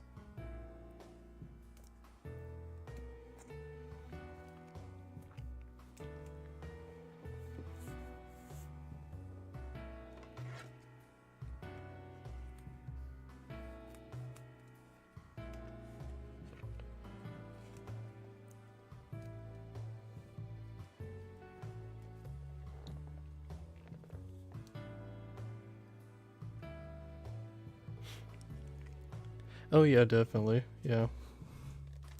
I guess the timing of talking about that was actually kind of relevant, yeah. So yeah, we do have new stuff with chance standby, which is cool. Don't get me wrong, it is very cool. I'm just gonna have to relearn that stuff again.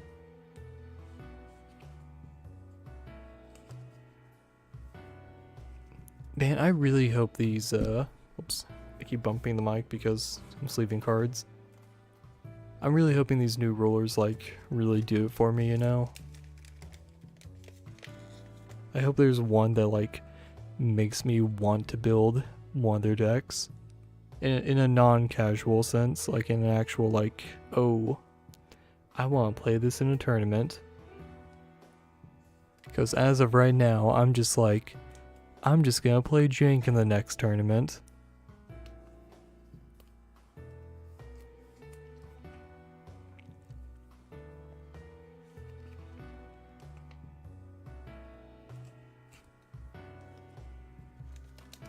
And I keep having to reminding myself that the cards in the ABC star decks are also legal. So like, it's almost like we have like a set and a half of new cards coming out.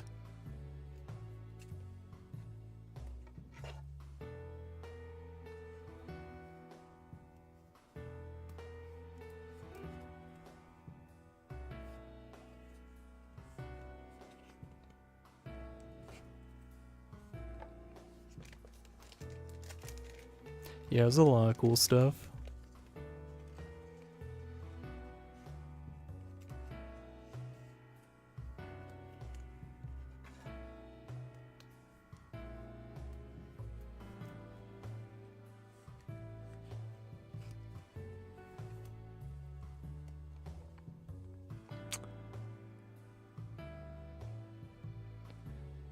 I don't know why, but like this artwork kind of like reminds me a bit of like maybe like Sailor Moon or like Card Capture Sakura. I don't know.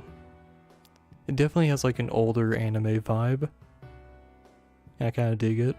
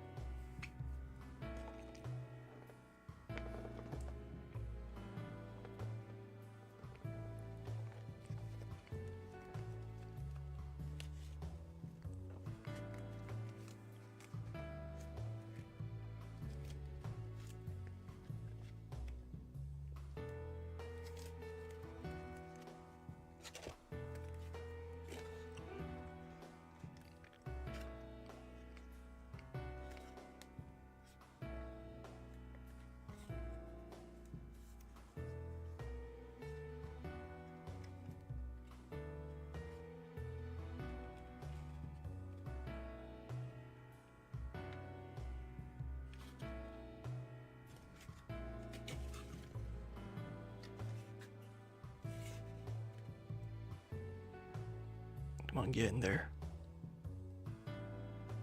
There we go. We're almost there. Okay. Okay, that's nice and tight. That should get all the air out.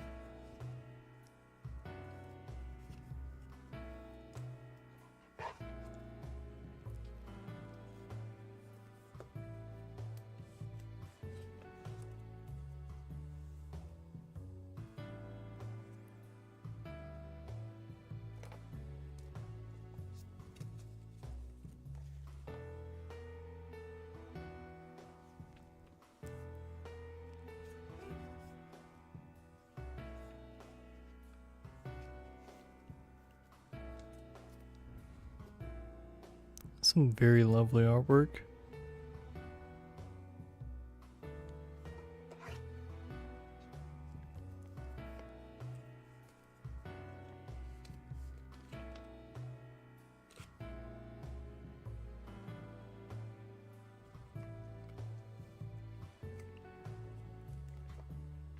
Oh, there's the rook egg. Classic card.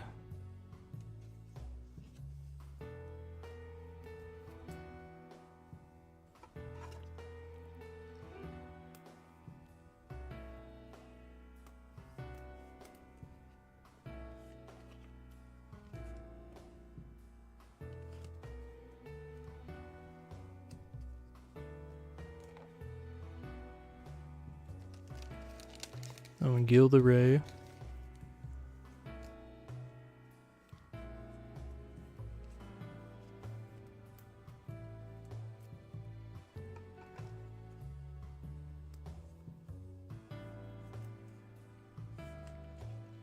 Do you have a full play set here? Oh yeah, we definitely do, yeah. Oh no we don't, hold up. We might not. Thought we would. Might have got mixed in with, I'm pretty sure I sleeved up more of those previously. There's no way he didn't have a full play set at least.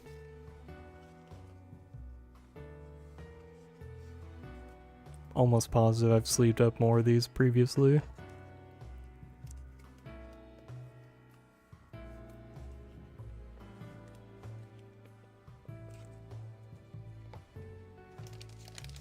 Oh. Alright, that's another 100 down.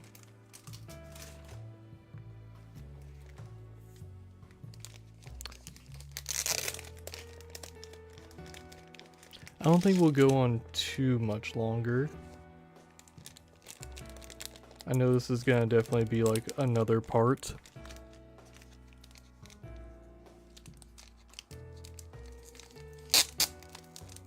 I do also have to make the next pack opening short. So there's that. As much as I'm enjoying sleeving these old cards, I do need to keep the streak going. I'm almost there. The home stretch is so close. I need to also start printing off the backdrops for the home stretch. Make sure I get that sized properly. I'm pretty sure all the images for the booster packs are online, but I need to make sure that they're actually like decent enough quality. And I don't need to like take pictures of the packs and then just print those off. Pretty sure I can find decent enough quality images though. And it's just gonna be a backdrop, so it doesn't have to be perfect. But yeah.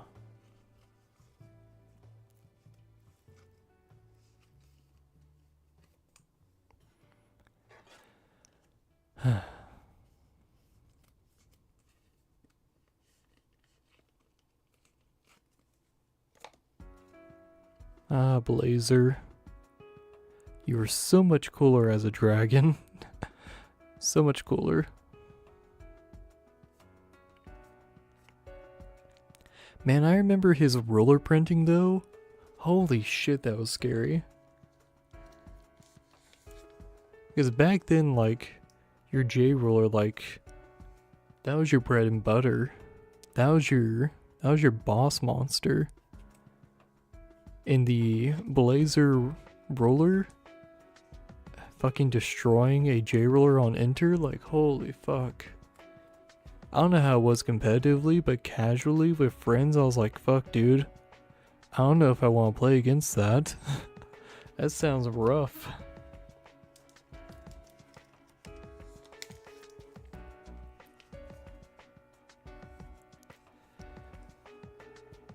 I remember something that I did with Geraldo, my friend who used to own these cards.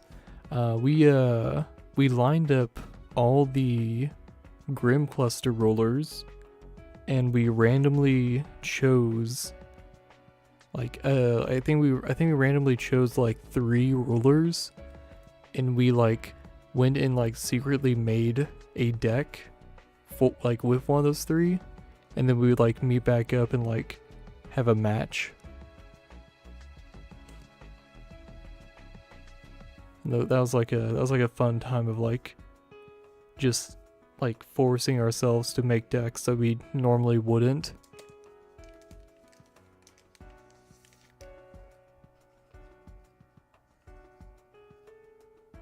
That's fair, yeah. Yeah, the wheel fixing ability, no, that's completely fair.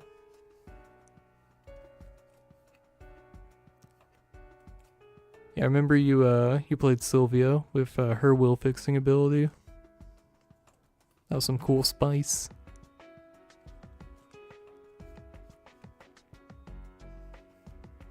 Happy we got to show that off. I was so surprised about the turnout for that stream, dude. Granted, like, everyone was, like, about to go to Worlds. So, like, you know, what else are you gonna do? You can't really, like, bust your cards out and play. And then load them back up, and then, oh no, I left some cards on my desk or some shit.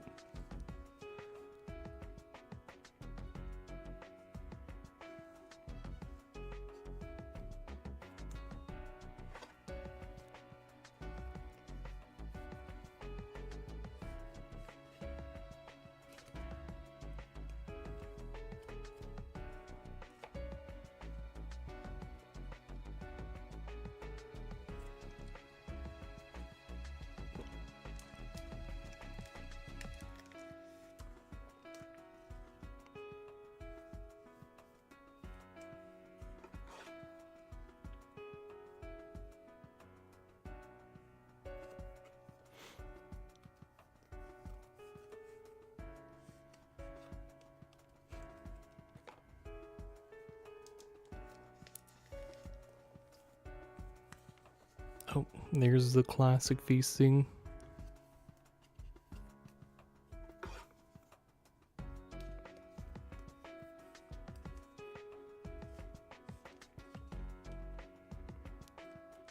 So right now I'm planning to. Nothing's set in stone, but I will be saving up some vacation days.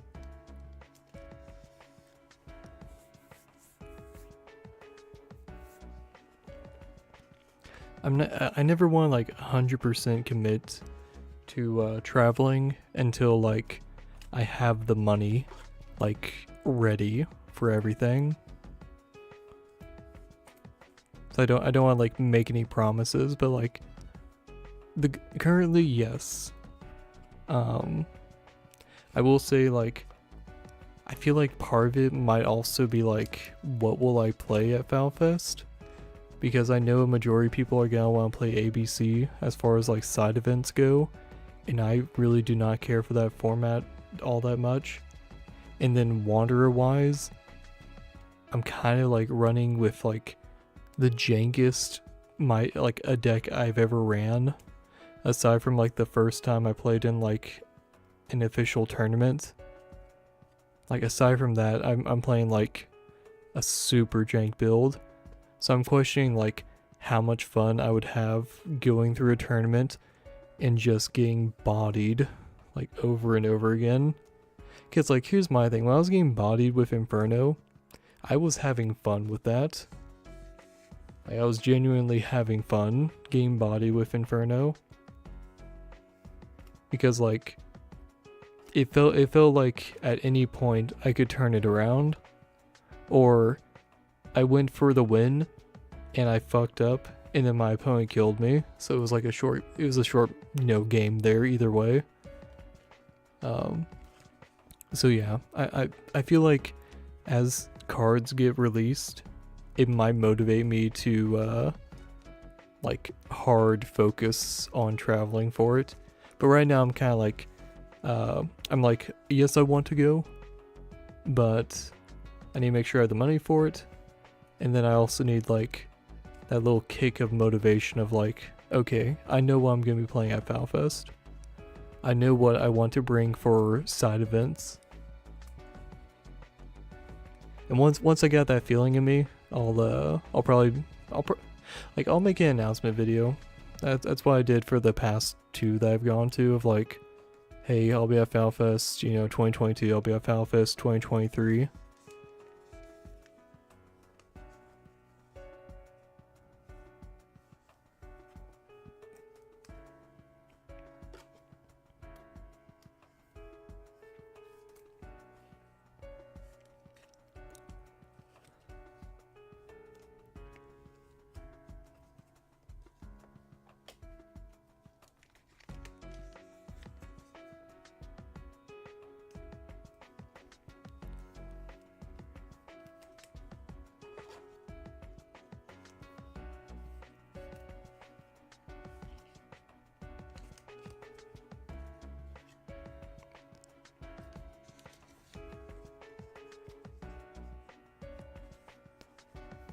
With the way my work schedule is, like right now, I'm pretty sure I will have enough vacation days for FalFest. So that was like another concern of mine, of like, with how many like tournaments have been going on, it started to look like, it's either go to FalFest or ignore.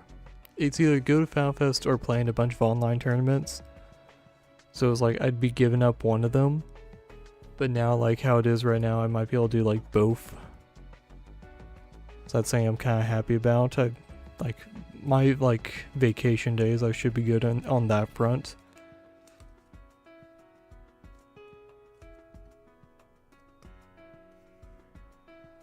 Yeah. I don't know about traveling to just a straight up GP. I'm sure it'd be fun, but I'm also not the most competitive player. I definitely consider myself very much a casual player that just so happens to also play in tournaments. Like even when I was making top 8, whenever, Inferno was just like the hot shit before it was banned, I still consider myself very much a casual player. It just so happened that the deck that I've been playing for so long became meta.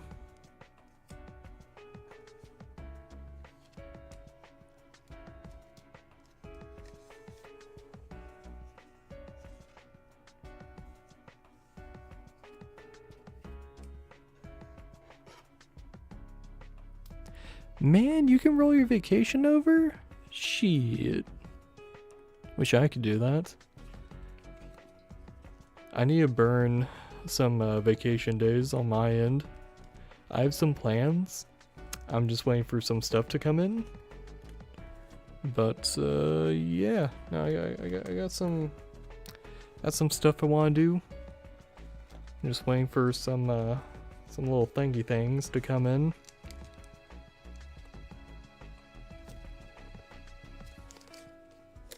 There's also like a little bit of motivation of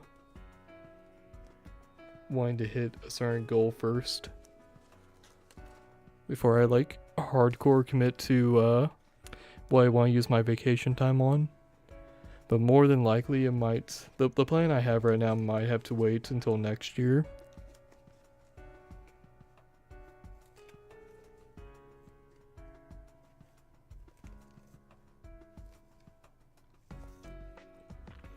Oh shit, you can take an unpaid month off? Holy fuck, dude.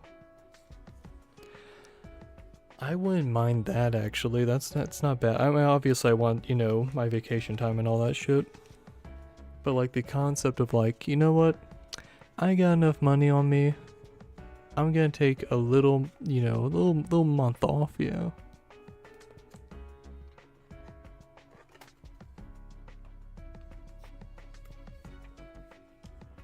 The way work is for me, I could not justify that. For me, like, work, while I do have, like, co-workers that do the same things I do, for the most part, there is some stuff that only I do. Oh, this is a weirdly spaced out sleeve. Like, look at all that room. I don't know if this is gonna fit into the sleeve properly. But, like, there's a level of, like, when I take time off of work, I'm just putting stuff off until I get back, which is a bit of a struggle.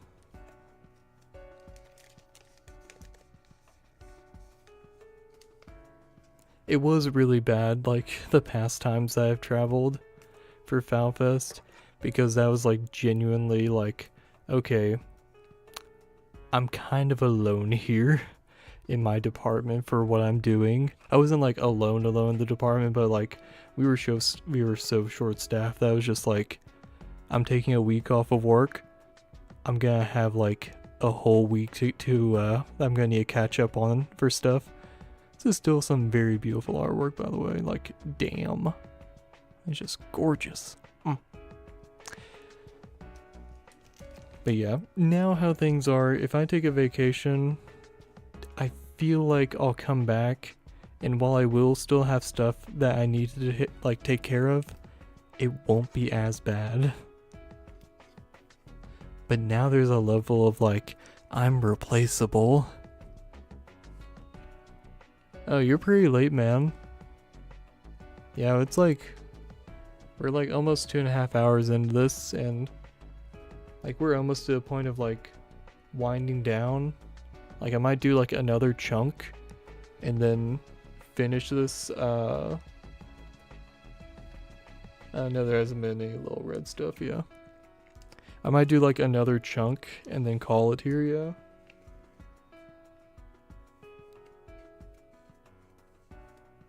Oh, I was talking about work.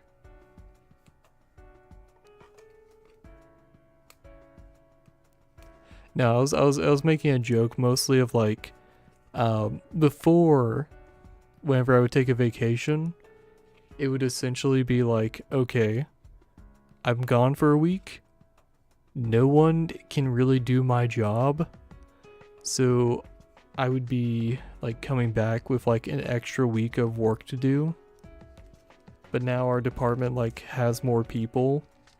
So if I take a vacation, while I still will have stuff that I need to do myself, a good bulk of what I do can be done by other people in our department.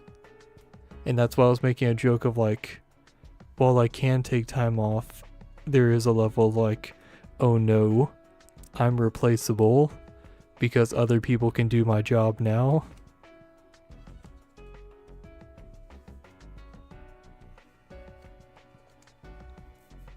Hey, you had to go off and, you know, have a social life. That's on you. You made that decision. Yeah. It's all good. I mean, like, there wasn't, like, anything Little Red related. We're just chilling here. Relaxing, sleeving cards. Very low energy stream.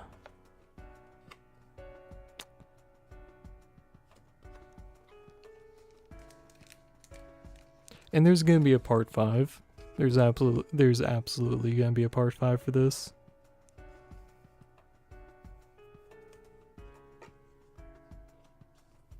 I'm not doing the rest of this in one sitting. That'd be like a 5-hour stream minimum. And I'd have to be like hard focused.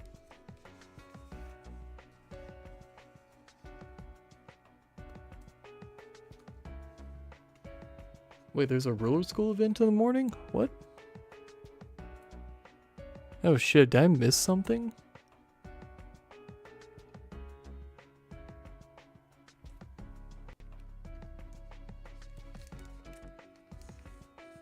Did I miss a...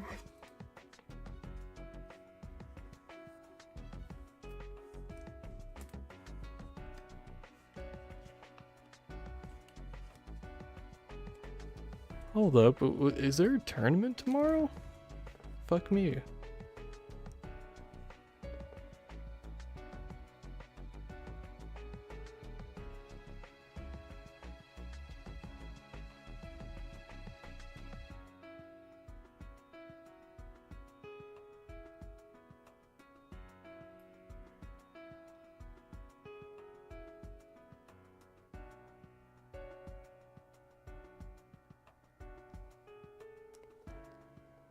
Oh, locals, okay.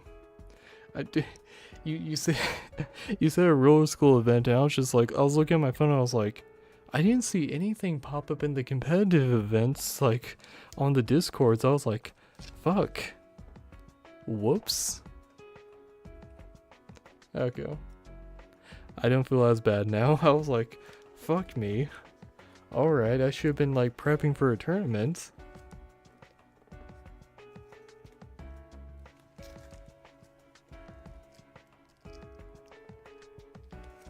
Well, good luck at your locals tournament. Do well. Do your best. Yeah, circuit kid, okay. That makes a lot more sense.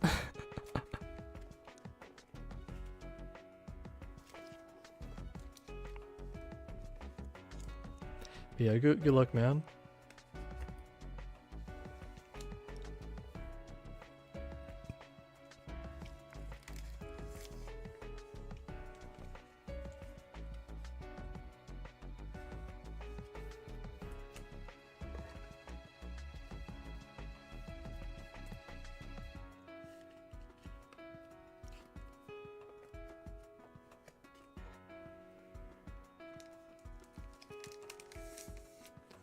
I mean, if you have some locals that are in the Discord, it probably wouldn't hurt. Yeah. Or like letting people know that, hey, you know, at was it Silver Sun? Yeah.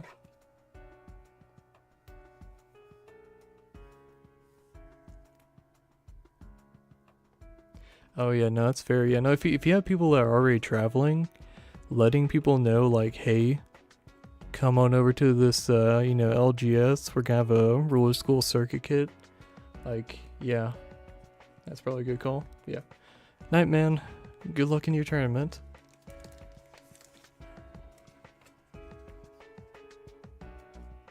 Or back to Curse of the Frozen Casket already? There's more? There's more?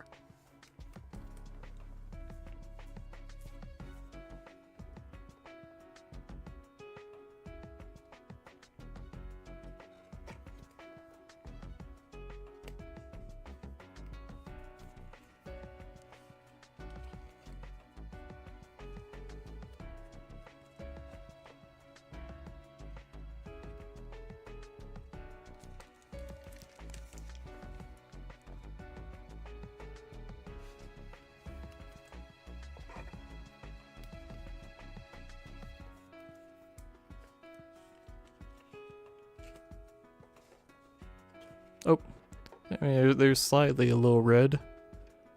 You got Fairy Tale Library Alexandria.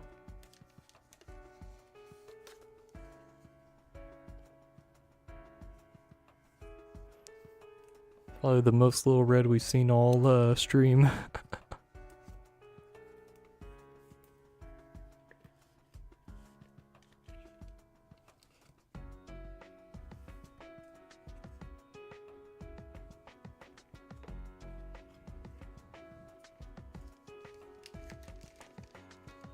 Man, my hands are so dry from doing this. Holy fuck.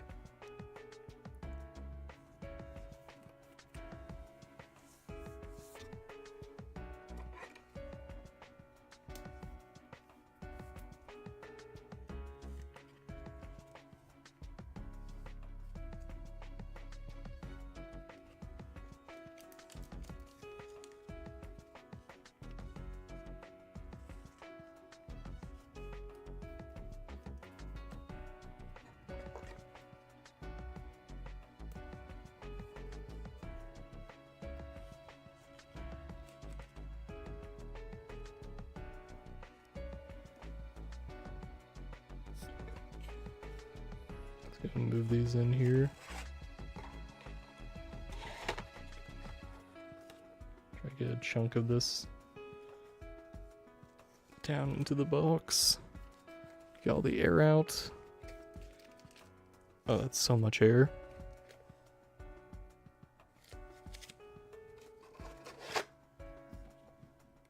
I don't know if all this will fit. Probably not.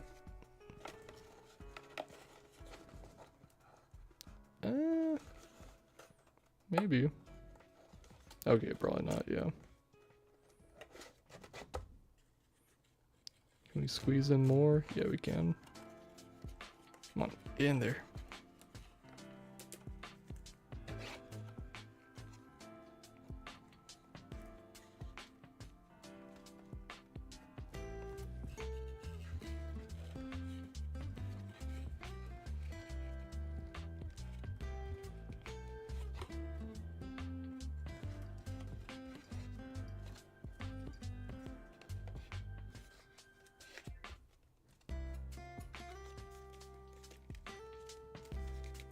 Probably fit a couple more in there, yeah.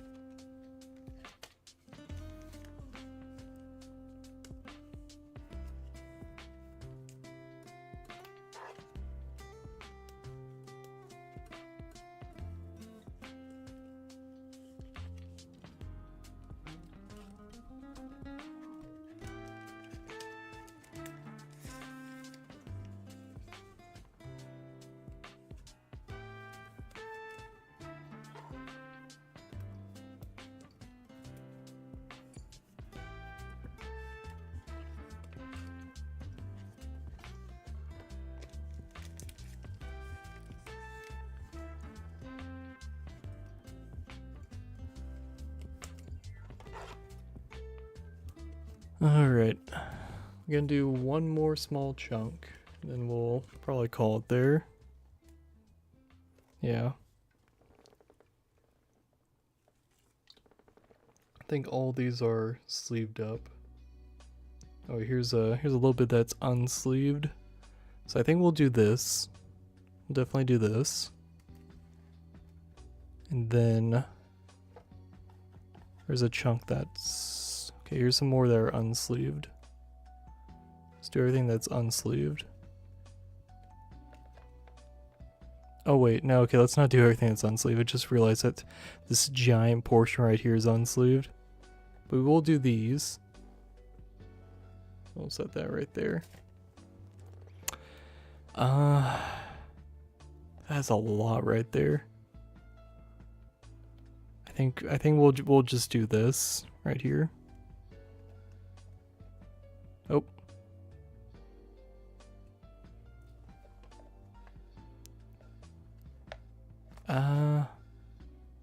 These are somewhat, they're not like super valuable, but might not. Yeah, fuck it. I grabbed this. We'll do these. What do I want to start with? So we got some older cards and a little bit of newer cards there. Is that anything valuable? Oh, actually, hold it. Okay, yeah, we'll save that. We'll start with these. Ooh, okay, yeah, these are some of these are not so great, but a lot. Okay, I saw some cool stuff here. Okay, so go and just unsleeve all these. Would be fun to do it upside down. Yeah, let's do it upside down. Okay, I guess it doesn't work for all of them, but these are like cheap rulers that I'm questioning if I'd even want to sleeve up, but well,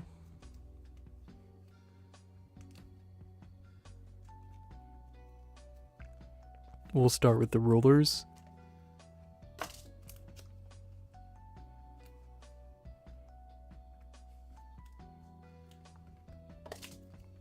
I guess I shouldn't really care about these perfect fits,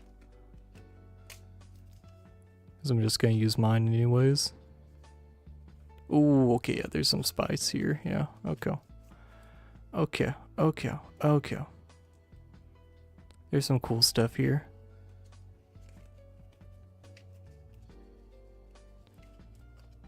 Oh, that wasn't even in a sleeve. Okay. Everything else is single-sided. Okay. Cool. There's that.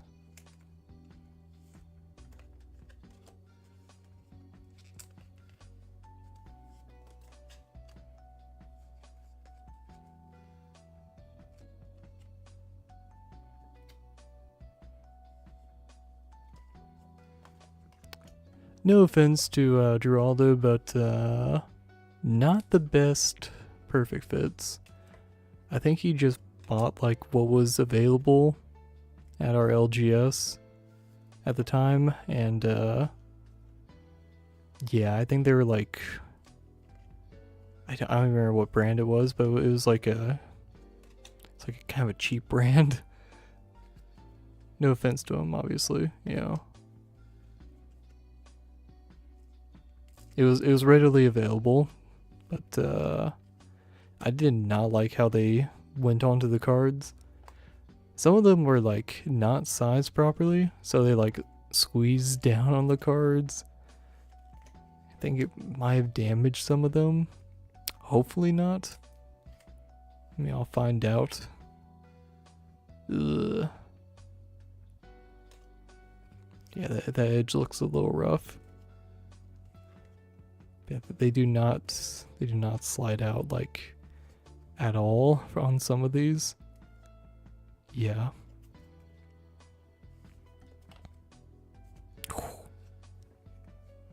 Little sneak peek.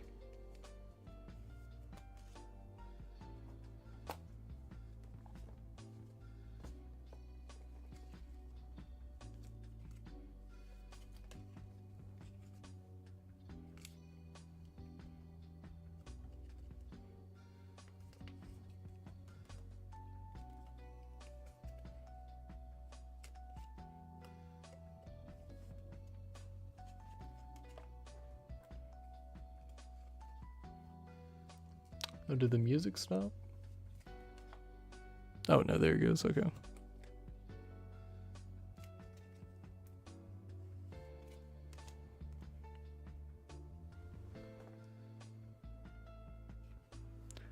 It's just one of the quieter tracks.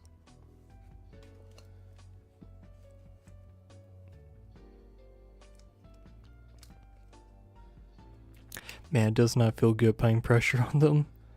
That's like the only way I can get them out. Because I do not want to long-term store them in these perfect fits.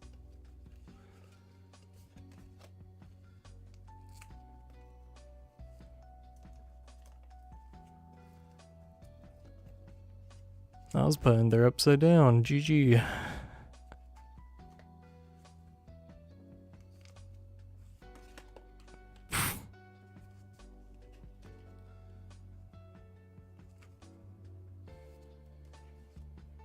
Yeah, this is definitely going to be the last chunk of card size sleeve tonight. Then we'll call the stream here. Okay. Everything's unsleeved for this chunk. Still got a good amount of cards here. I think we'll actually end on these.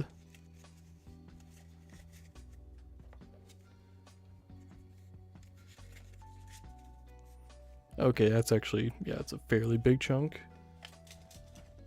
Alright, let's get the rulers going. Even the cheap ones.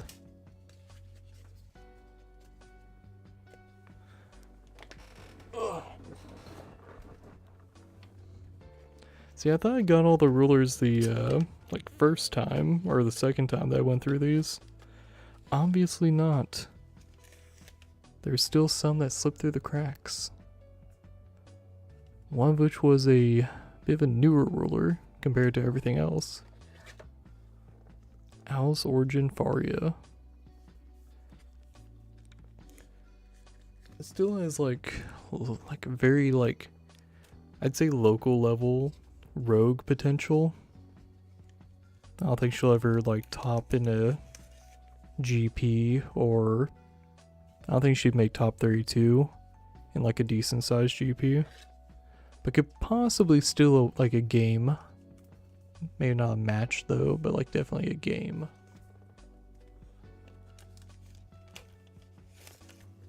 Just gonna set these aside.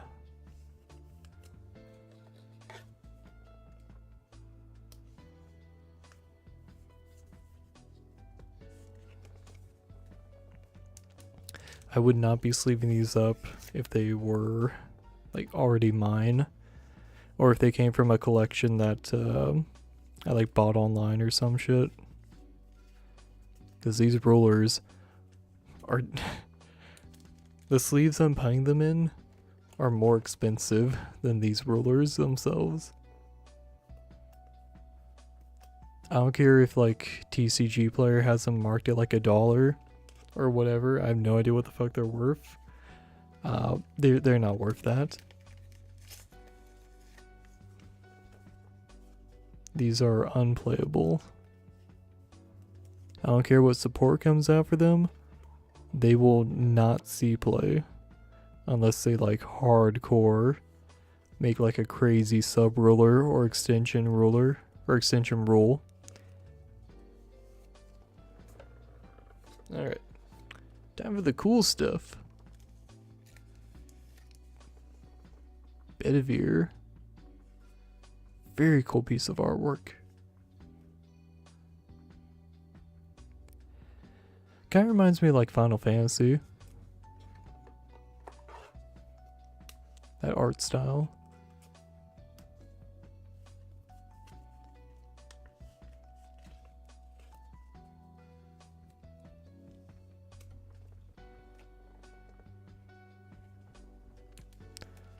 Arthur from the Faria Star deck, which is that there are more Star deck cards there, but we will save that for the next stream.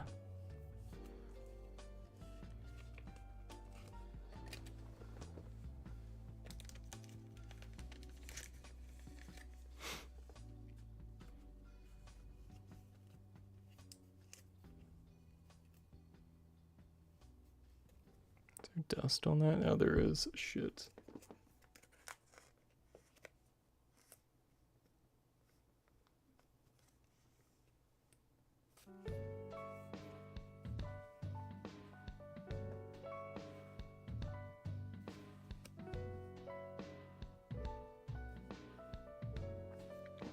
I think I got it.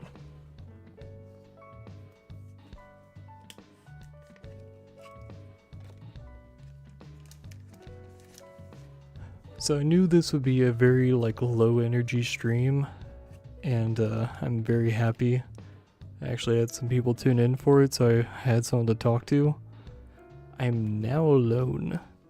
So anyone watching the VOD, there are 0 viewers with me right now, so this is just a recording. I am so tired.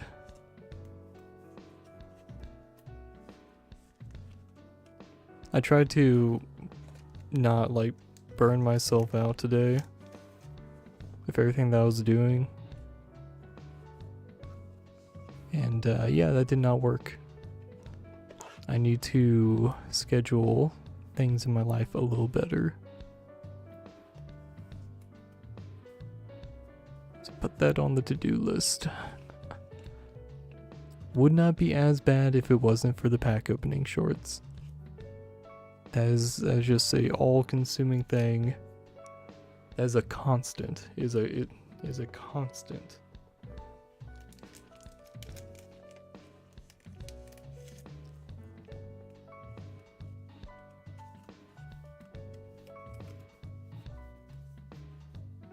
Fuck. Ah, damn it. There's like a bunch of dust on the back of the card, damn it.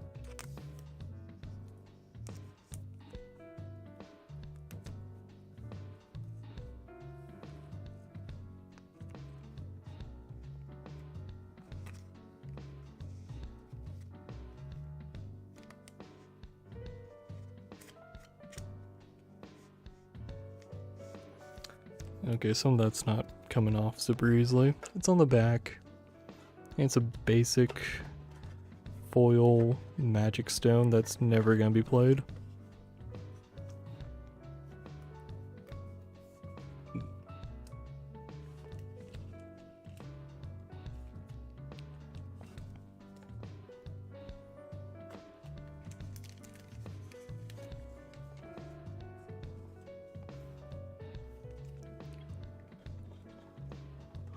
Whew. Oh, how the fuck did that get in there? There we go.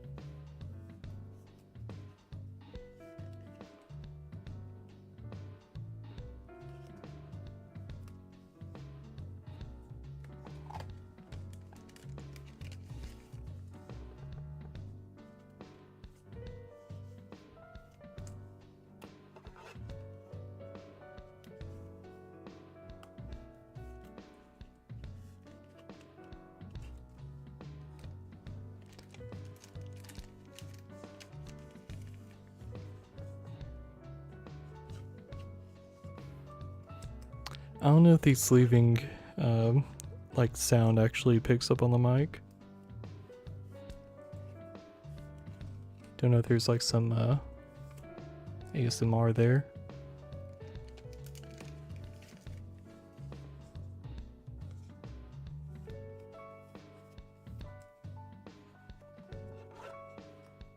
Yeah, it's like a little bit of sound. Whew. You're definitely gonna push into 3 hours. I don't know if we'll probably push past 3 hours depending on the speed that I'm going. We're at 2:48. Yeah, we'll probably go into 3 hours at this rate. That's fine. That's fine. 3 hour low energy stream. That's cool. Doesn't hurt to have one of those every now and then. Given that like the past, I don't even know how many weeks I did, but like did like 2 streams in a week, or I think one of them I did like 3 streams in a week. Doesn't hurt to just kind of like take it easy. Not streaming tomorrow, not streaming Saturday. It's gonna kind of relax. I say, well, relax, but also, yeah, we're pack opening shorts. I'm never like properly relaxing. Not until 2025. Come 2025, I can actually like properly take a day off stuff. Why is there dust on that? What the fuck? Is that dust or is it that sleeve? It's a sleeve. Okay, it's a sleeve, okay. Perfect fits are not perfect. They fit perfectly, but there is occasionally a little bump somewhere that can be noticeable.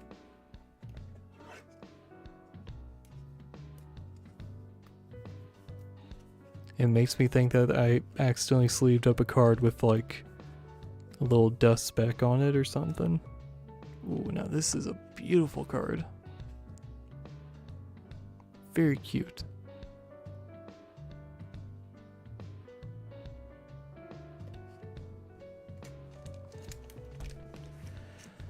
I don't care what some people say.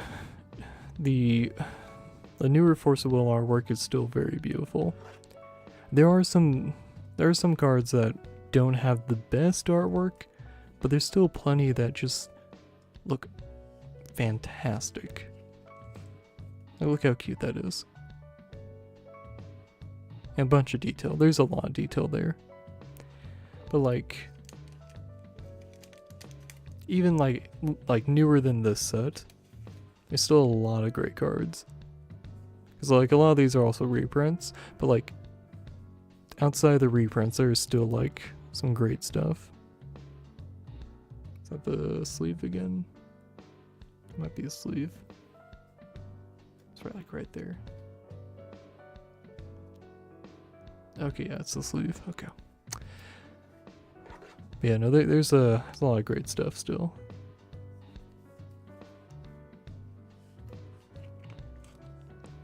And even for like the old cards, they're like the old cards didn't have everything as an amazing piece of artwork. There's still some like weird artistic choices.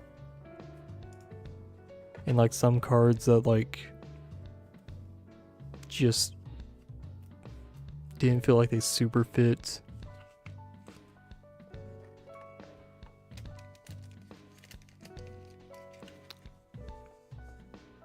Man, Shakti looks so beautiful. Look at that.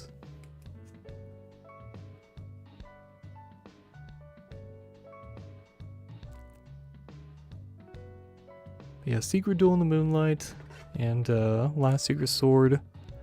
Those are some cards I actually play with some Shakti artwork on them.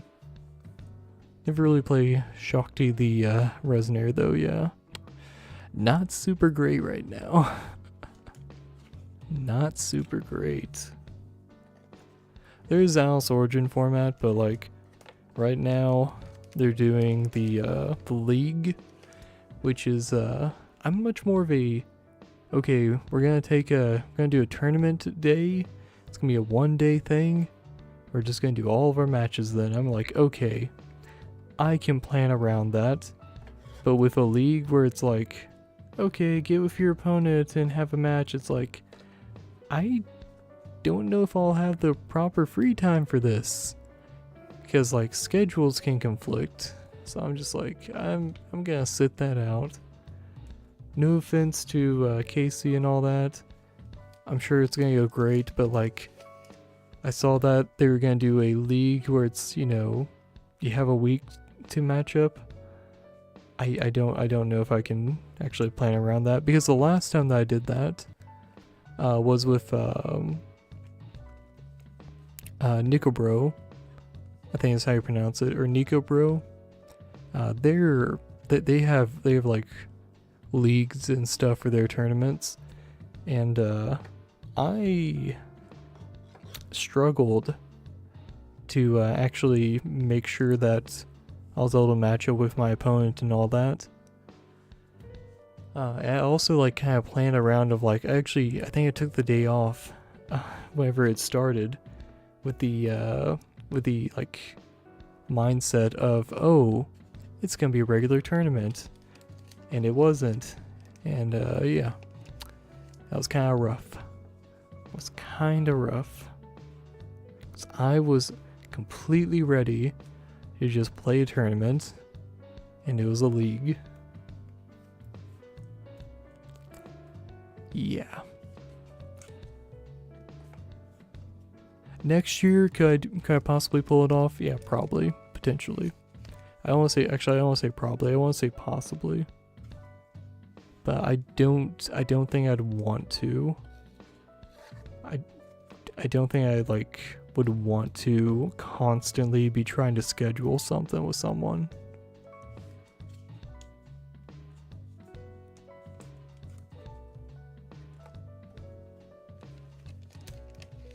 It's not even like the same person over and over again. It's a different person every week. And that's just rough.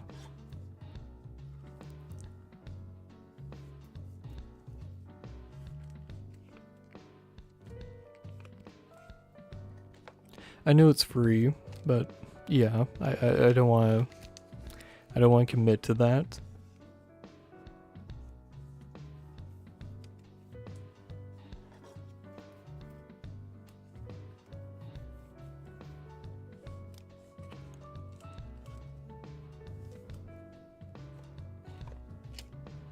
Oh, Rachel.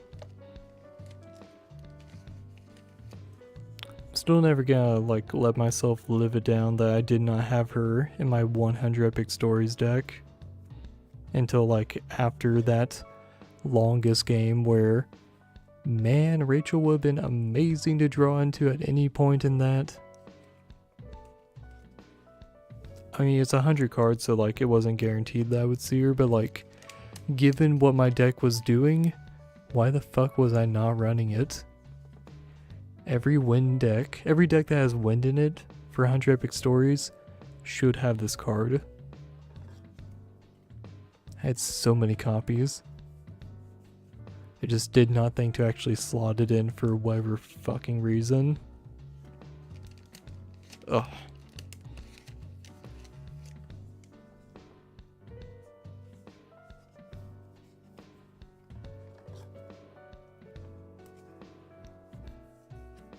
Oh man, talking all day for work and then my throat. I gotta do a pack opening too still.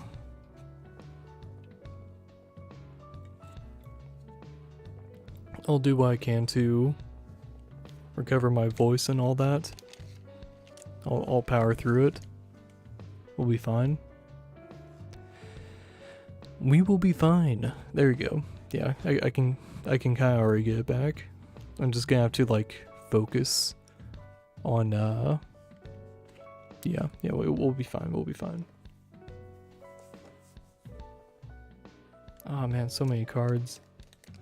Ooh, that is beautiful. I don't like the stamping, but still beautiful. Great full art.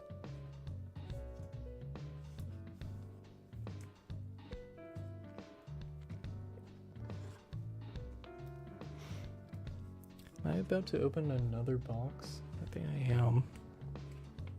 I am about to.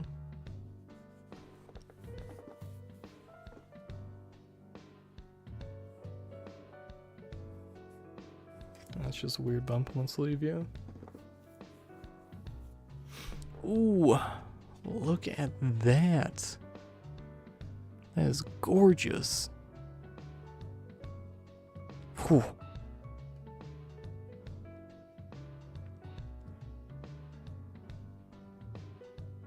See if I can catch the light, yeah.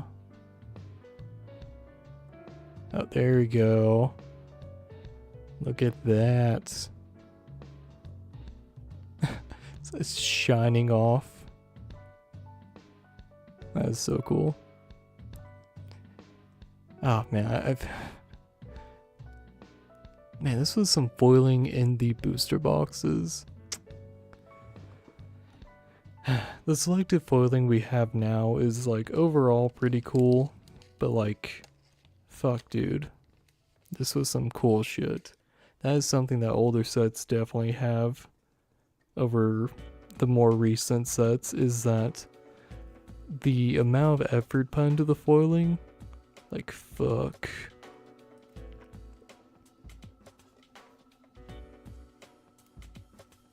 Like the last time we had like really cool foiling was Rebirth of the last time we had really cool foiling, fuck. The last time we had really cool foiling was Rebirth of Legend, when we had textured foils.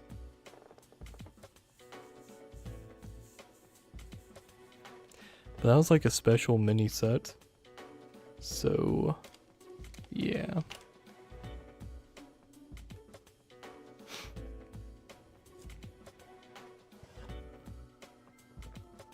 Alright. Let's try to load up more of these cards into this box.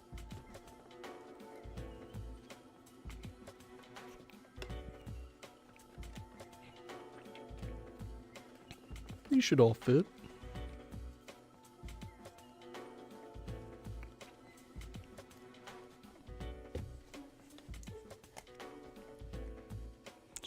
Let's get all this air out first though.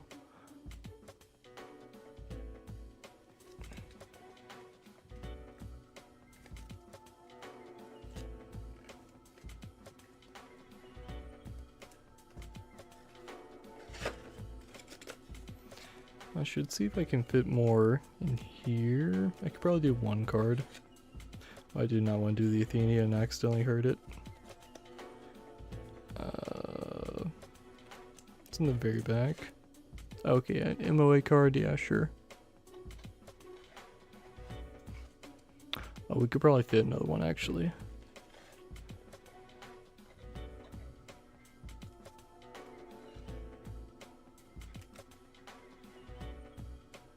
Nope. I keep going into the sleeve. There we go. Could probably do another. I'll make this nice and tight.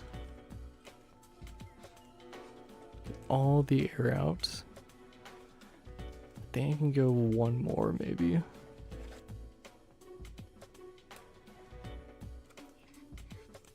Oh, we could probably go another one, yeah.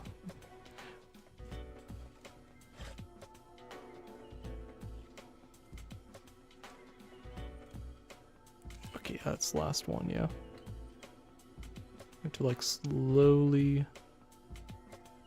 tease it in. There we go. Oh no. Okay. Nice. Nice. Good shit. Good shit. Good shit.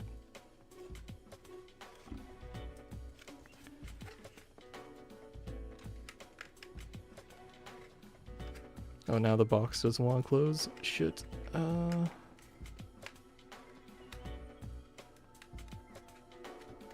There we go.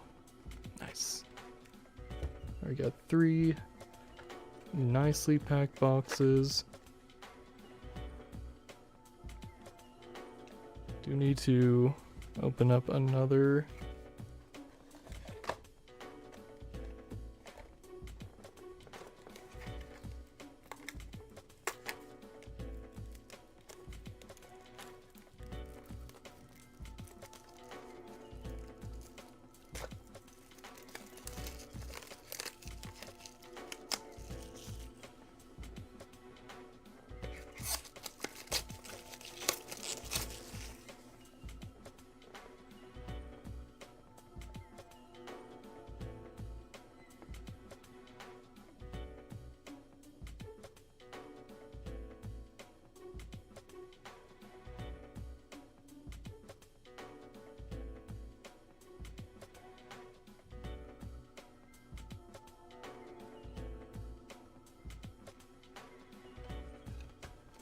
Okay.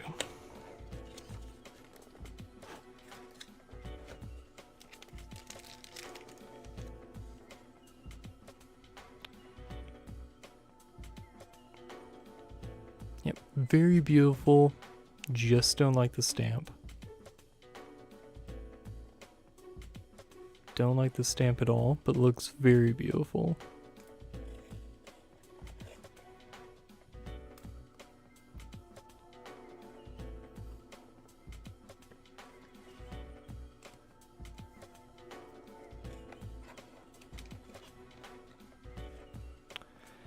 Alright, back into Grim Cluster, we got Carmilla. I don't know how that Laura Blood Speaker managed to sneak in here. That's not getting sleeved. No offense to it. It's a great card, it's a very cool card. It's a Vampire Tutor. Yeah. Search your main deck for a Vampire Resonator, reveal it and put it in your hand, and shuffle your main deck. Cool card. Not getting sleeved.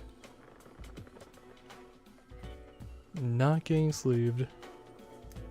As we had all the rulers over here, so let's go and toss those in there.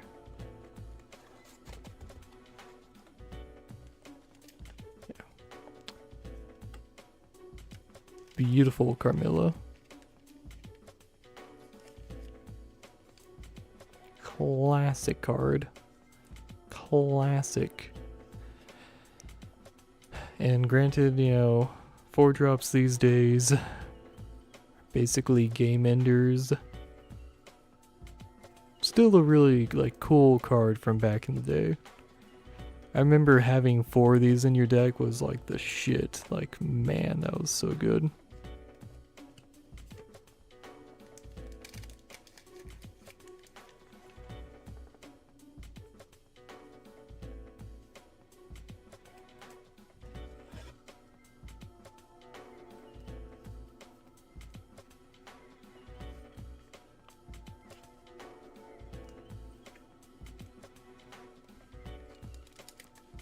Ragnarok. Oh.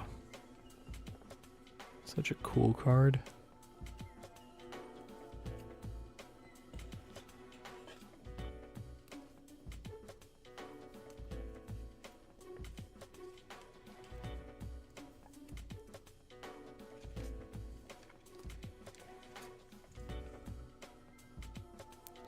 I'm pretty sure there's a playset of this card in a previous part.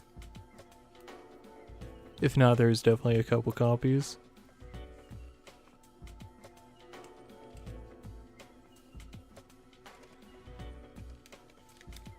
Oh, here, okay. There's probably other copies though, but yeah. Here is a playset.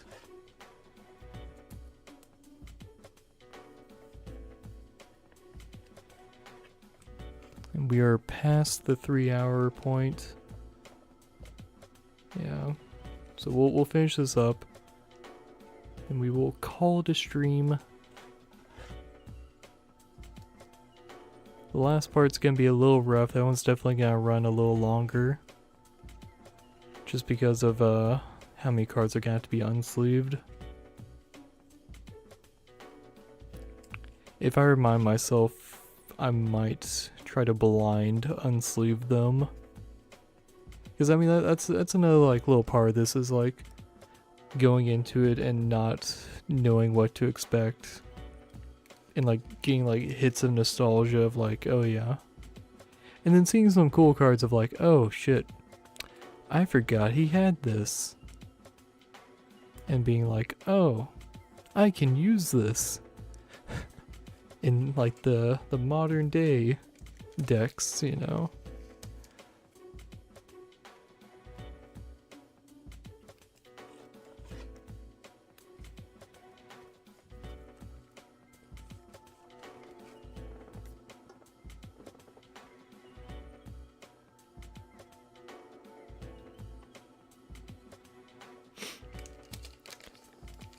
Oh man, bunch of Tinkerbells, just bunch of Tinkerbells. Classic. Was it boost of 500? 200, wow. Boost of 200 for every fairy tale. That is weak. Able. Really cool piece of artwork. The promo for him is really cool too. Really shows off the scale of the sword. It's either they enlarged it for the promo, I can't remember. It's still really cool.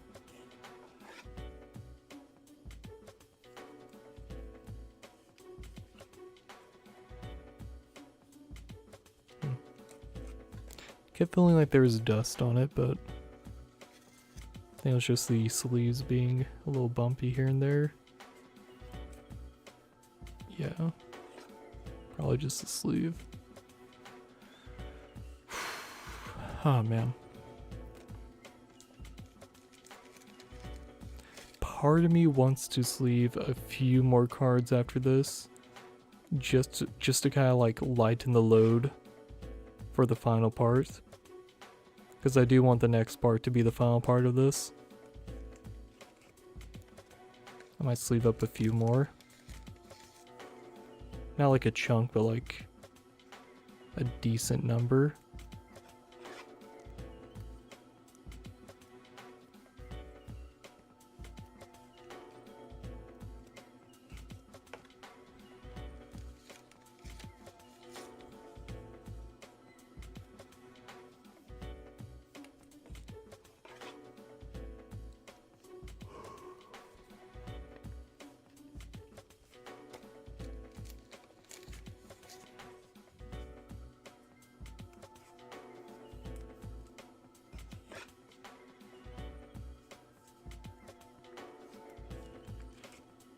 Oh, there's another lave back there.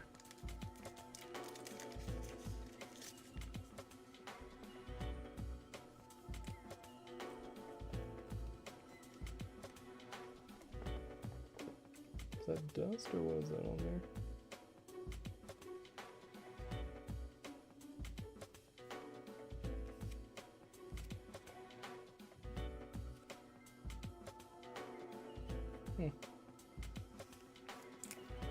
It's like a tiny little speck of gunk that my finger rubbed across. Chipped right off, but I mean like, it's a noticeable thing.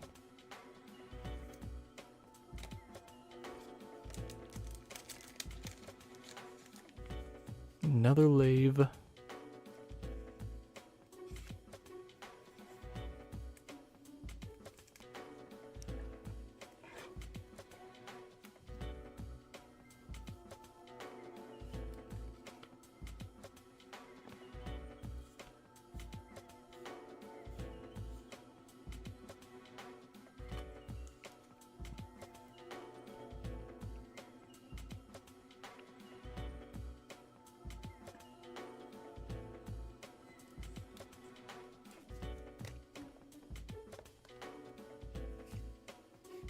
Ooh, just saw a pretty nice little peek there. Oh, we have one more.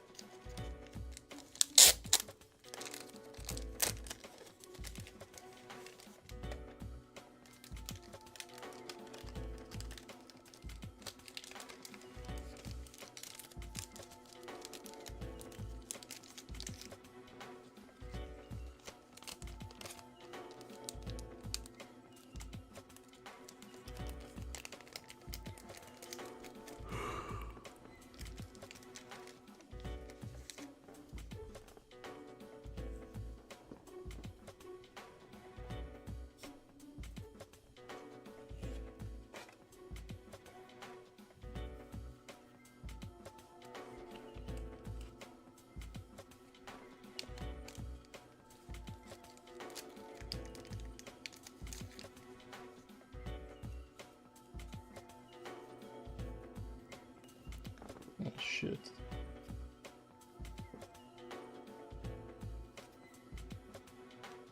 Is that dust or is it sleeve? Oh, there was dust. Okay.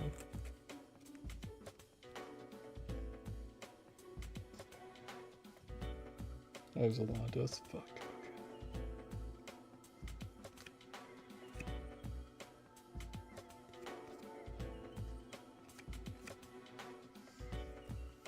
Okay, that's good enough.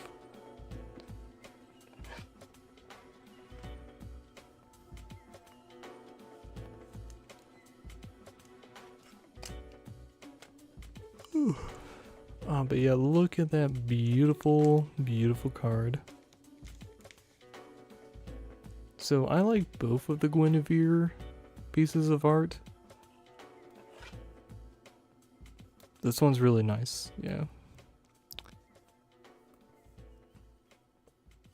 I feel like the Guinevere piece of art that's like from the sets, like the booster box, I think that one's more iconic. But this is very beautiful. It's like a yandere. It's like a subtle yandere.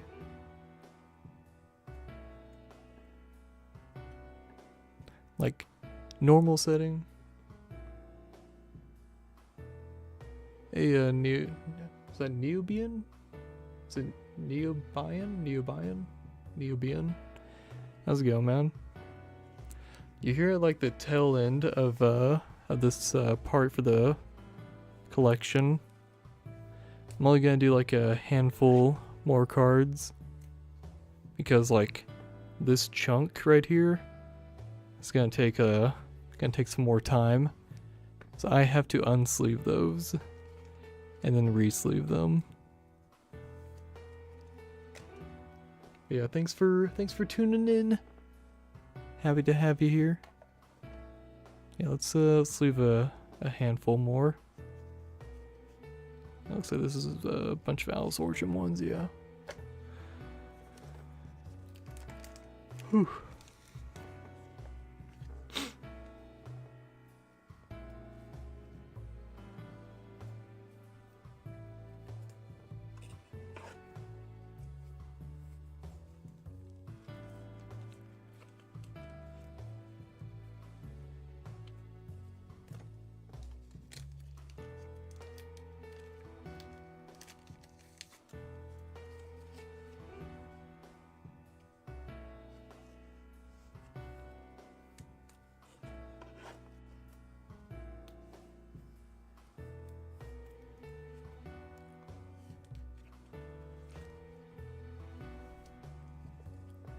I guess since we have someone new here, for context, this is the... Okay, well, this is like the remaining of the collection that my best friend gave to me.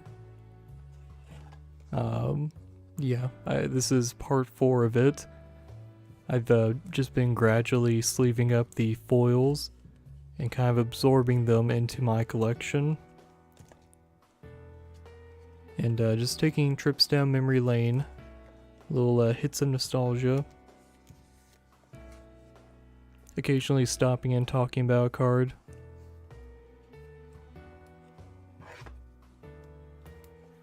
There will be one more part, one more stream after this, like I said a little bit ago, because there's just so much that I need to unsleeve.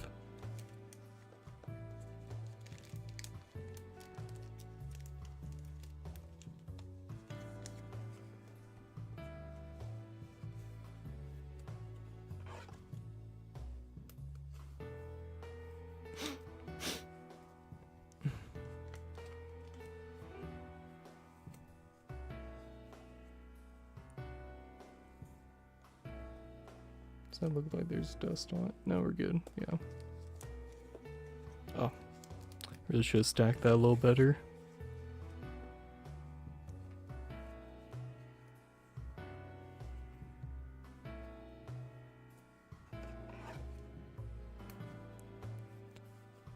For the most part, this is just card sleeving ASMR. Oh, okay, we actually got to see Abel's promo version with that artwork. This is a reprint of the promo, but yeah. You know, I think they like increased the size of his sword with the promo artwork.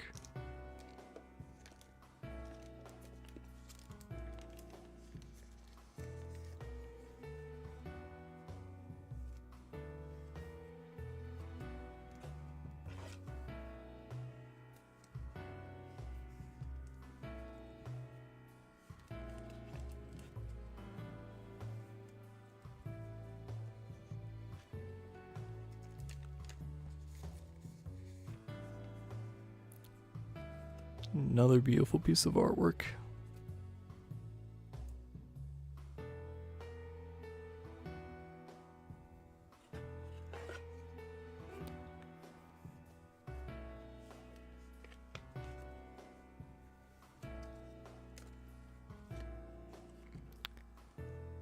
We got a classic piece of artwork.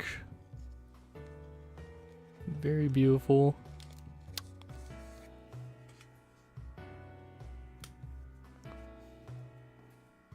So these right here that we've been sleeving up recently, these are from Alice Origin. These are the starter deck cards for Faria. There's a little bit of but right before that we did have some OG Alice, like the original Alice cluster. So they kind of like that was kind of fitting that we went from like original Alice to Alice Origin. So kind of cool. These are stranger cards, which you need a ruler with a stranger deck in order to actually use them. So cool little extra deck concept.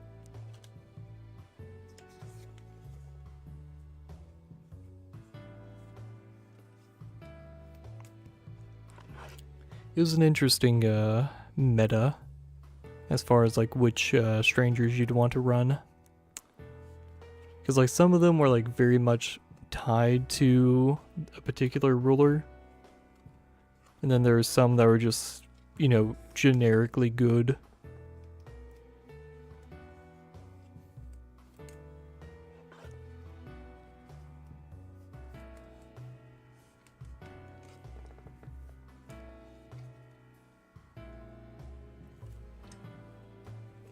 Alright, I think I have it in me to push a little further just to make the final stream for this a little less taxing.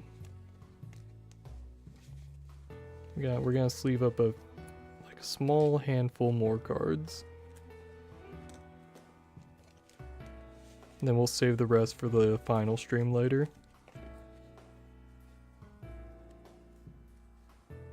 I don't know when that will be, but it's nice to have these chill streams to just, you know, oh, I've been streaming a lot, let's just kind of relax. Oh, there's so much air in this, damn it. Okay.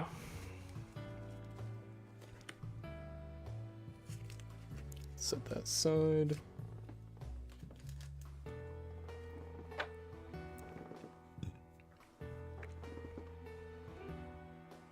Maybe like that much. Alright, we got more Alice Origin cards. Oh, nice, we got the Snake Pog.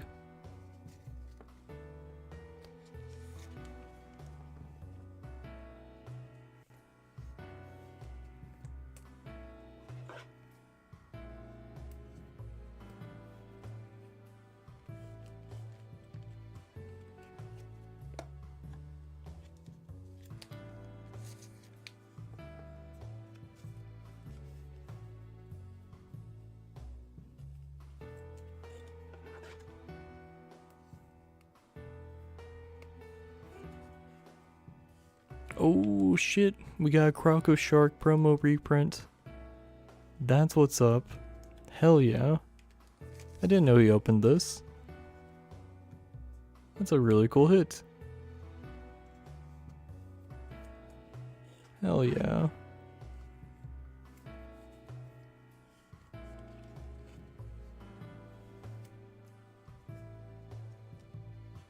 Ooh. Dark Indication. It's not very playable. That's a cool hit. I mean, like, depending on how the meta goes, it could see, like, a little bit of play, but probably not. More than likely, you just run Look of Corruption, but I mean, this is kind of cool, too. It's like a poor man's Look of Corruption for chance and additions. If you think your opponent might be chant or addition heavy. That dust off of there. That's cool.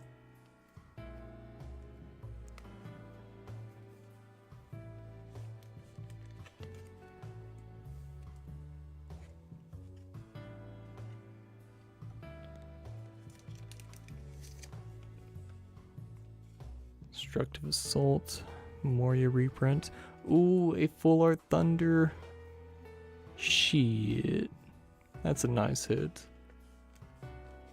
That's cool.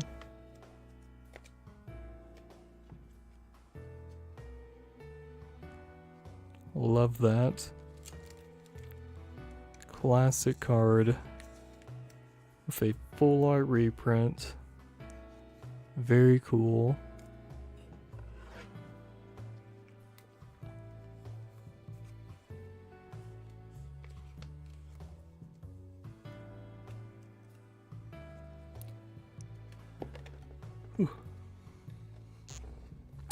We got a Priscia promo reprint.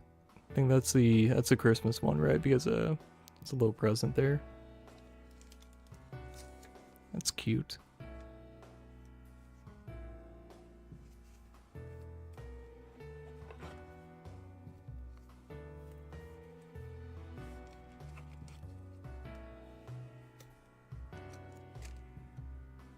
Gwibber. That's a classic one.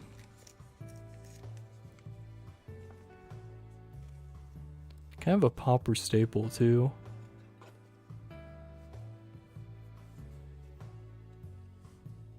Learned that the hard way. Got my ass rocked by that. Sacred Elf. Card's dirt cheap as a promo, but still kind of cool. Or is it dirt cheap? Actually, I need to look into that actually. Can't remember if this was actually worth anything as a promo. Still cool. And then one of my favorite... yeah, I can't talk. One of my favorite Force of Will TCG Discord fucking emojis is the little snake pog. Of course, they have it like the image reversed to properly match with like emoji aesthetic. But yeah, very cool. Oh man, my brain is fried.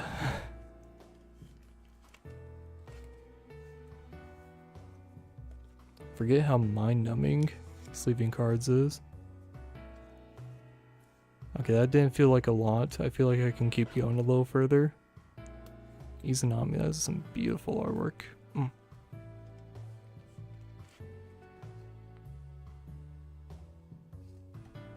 We'll go a little further.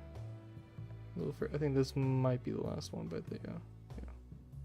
Oh shit, we lucked out. These are not foil. This is a rare, but I'm not gonna sleeve up just a rare. Okay. Anything of high value here. Okay, nothing of high value there. I don't know how these slipped through. This was supposed to only be like foils and all that, but somehow some bulk got in there. Okay, so foil. Super rare. Light of Raisin Vibe actually is somewhat playable, yeah, because there's that. It's kind of sleeved. Doesn't need to be sleeved. Doesn't need to be sleeved. Bulk.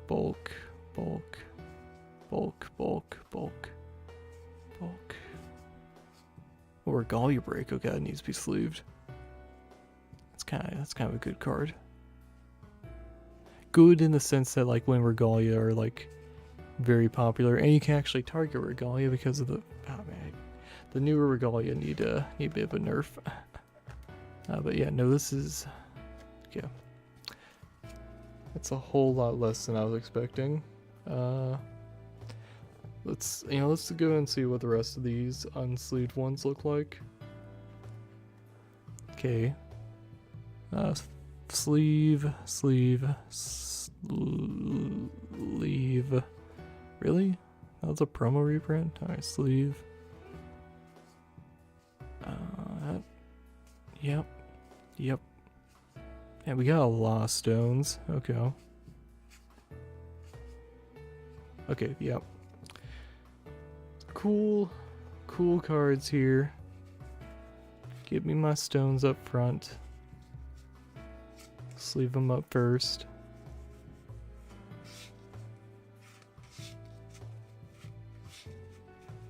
Okay. There they are.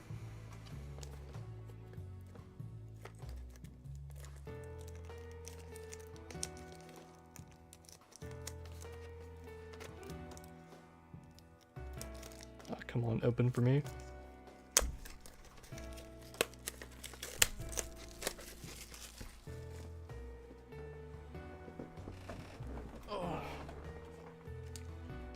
Been sitting in the same position for so long. It's probably not good for my back. My old man back. Okay, that was pretty nice. There's a chunk of cards there that just did not need to be sleeved. Sounds fortunate.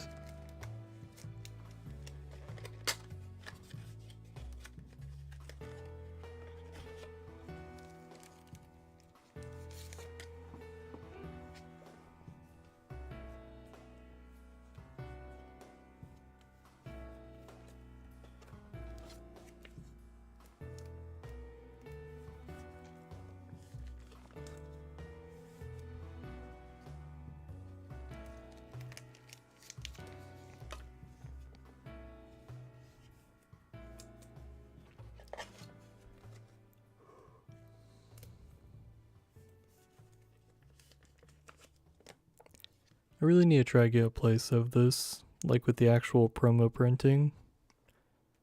The Memoria reprint of it doesn't look too bad since it just has this like gray border up here and some red, but I mean like aesthetically speaking it's not the worst looking Memoria reprint.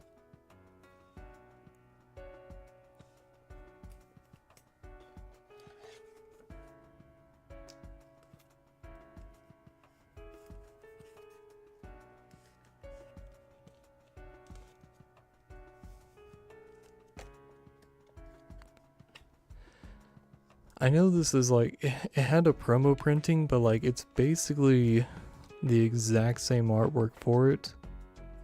So it's just weird to think that's a Memoria reprint for a promo. Ah shit, I kind of chipped the corner, that's not good. Although like the value of this one I'm pretty sure is like next to nothing. So not too heartbroken over it. I probably wouldn't like seek it out to use it. But we did get Star Deck Dual Stone in full art. Very lovely.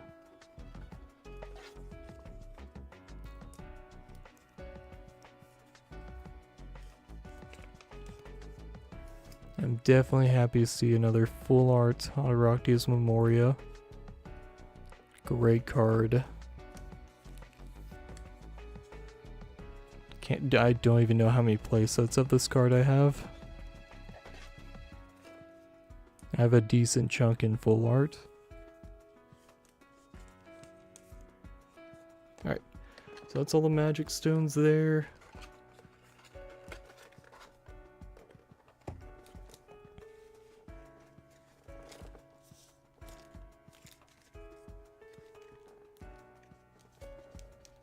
Let's get these main deck cards sleeved up. Is that such a... It's a weird bump. Let's flip it over.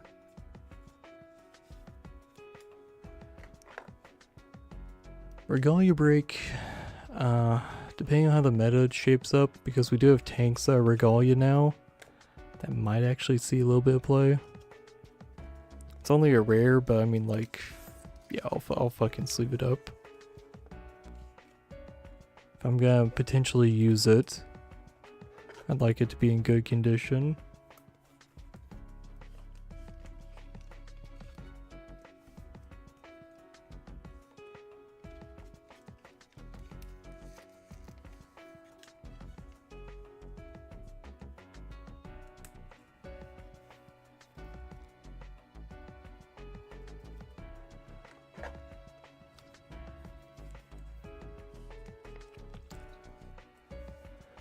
We got Light of Raisin Revive, which I never really like used this all that much.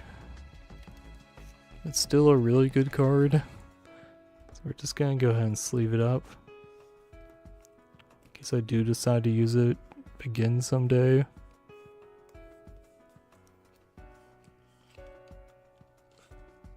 Like the goal here is like sleeving up foils and then like high rarity cards.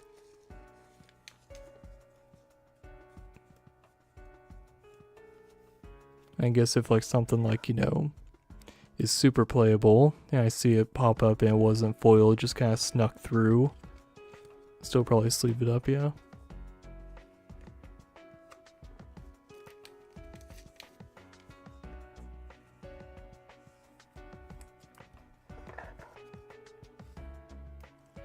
These Memoria reprints are, you know, kind of highish rarity, I guess. I don't know how to describe them.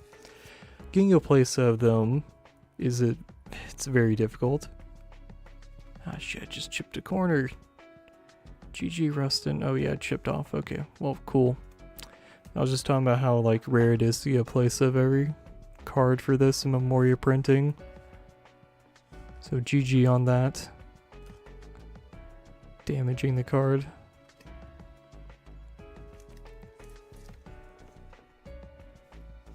They're not like super expensive, it's just like if you were to like crack packs to try get it, would not be easy. Oh, come on. There you go. That dust was like super visible.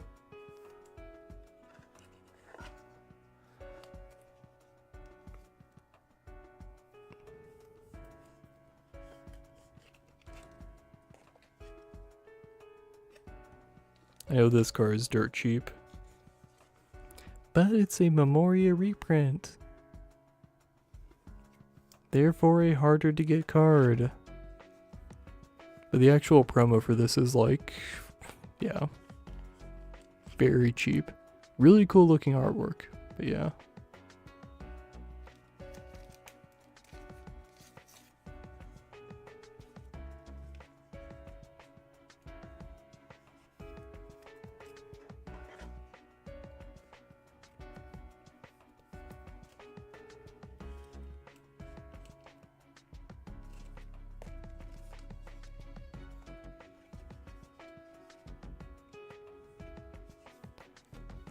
Alright, I'm almost at the tap out point.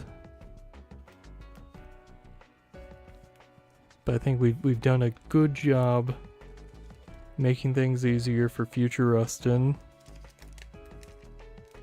when it comes time to actually like finish this.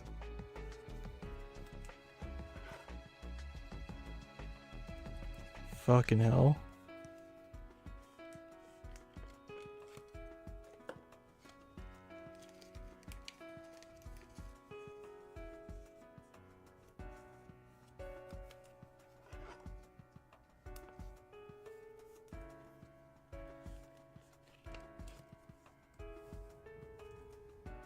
Ooh, the Christmas Lumia.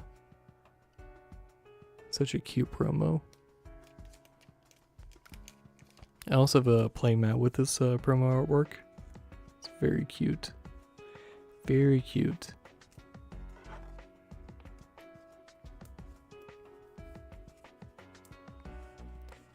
I think that's the Valentine's Day promo. Mori printing.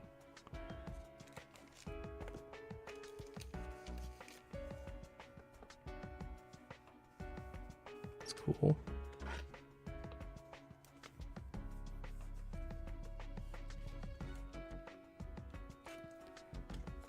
Alright, this is a promo, like a souvenir promo, but I'm just gonna sleeve it up in a regular main deck sleeve because I don't know, I don't like super hardcore consider this a promo print. It is a promo, but like it's kind of weird. Great artwork though, great artwork. Like cannot deny that. All right, let's do like a few. I think I can push into a few more. There's one that's not sleeved, and let's grab. Okay, there's another that's not sleeved. Let's grab a few. Get them out of these shitty, cheap sleeves.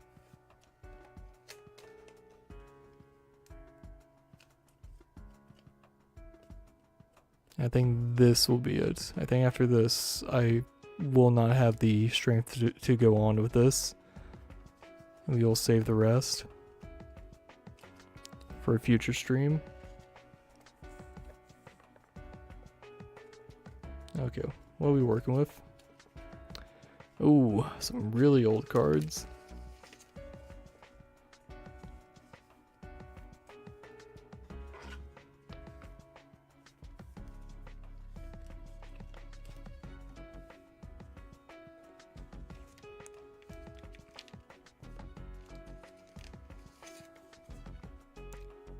I remember someone commissioned me to make some like edition tokens for this. I can't remember why. I still have the Discord conversation with them, but yeah. Oh, the Pilot. Classic. Classic card. I'll probably never see play again. Unless they make like a good Prince like support or something like that is my only way. Oh, the Little Prince. Man, that's some nostalgia. Oh, is that Artemis? Shit. Shit.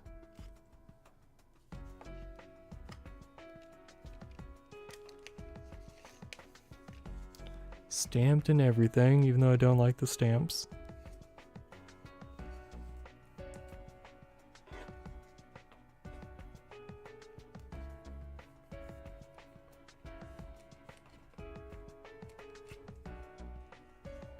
Posture.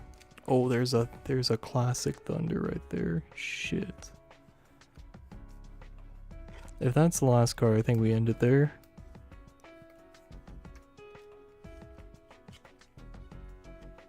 Yeah, I think OG Thunder is a good one to end on. That's really cool. Oh, is there dust on it?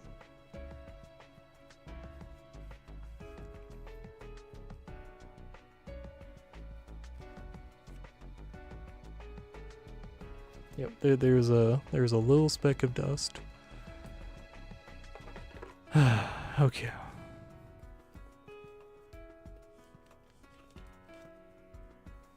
All right.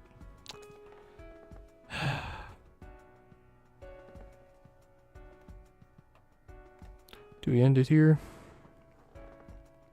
I think we do. I kind of want to go one more card, like one more card. We'll go one more. Apollo Sphere. Okay. Maybe we go like a couple cards into. Oh man, that is so roughed up. Man, those were not good perfect fits. Oh man, that poor card. It's probably like squeezed to death going into that perfect fit. Ugh. What if we do this? What if we do like we go like one card at a time until we see something that isn't cool? Little Prince, I'd say it's like somewhat cool. Definitely don't want to like end on a Little Prince. It just feels weird. Let's not do that. Is that dust? No, we're good. Yeah. Give me something cool to end on. I really should have ended on the Thunder or the Apollo Spear. Eye the Pilot. Not necessarily something I want to end on either. I really should have stopped at the Thunder. This is making me like push a little further. Oh, we're 3 hours and 45 minutes. Fuck. Give me something cool. Give me something cool here. I want to end on something cool. I should have stopped at the Thunder, but I got greedy. I thought we'd see something like really cool at the end. We just pushed a little further. Alright, come on. Come on. Give us something cool. Give us something cool. Fuck. Are we just on like the fucking Prince little chunk of this?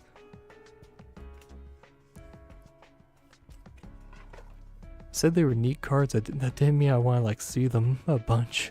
I don't even know how many playsets I have of them. Fuck. Okay, now it's just time to suffer apparently. Now it's just time to suffer.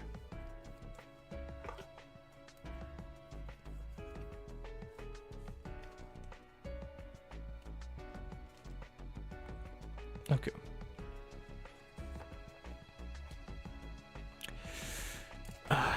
Apollo Sphere is cool, but I don't want to end on an Apollo Sphere. I don't think it's like cool in the sense of, oh, that's the last card that we did. Like, yeah, this card is like very playable right now, but why is there's like some gunk on this too? Damn it.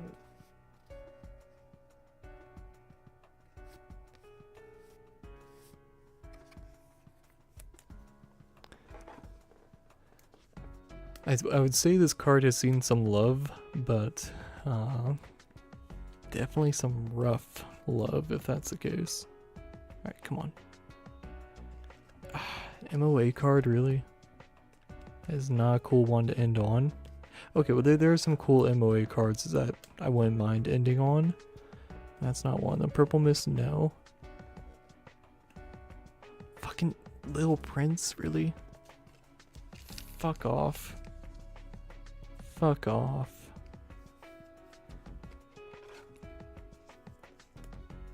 Come on.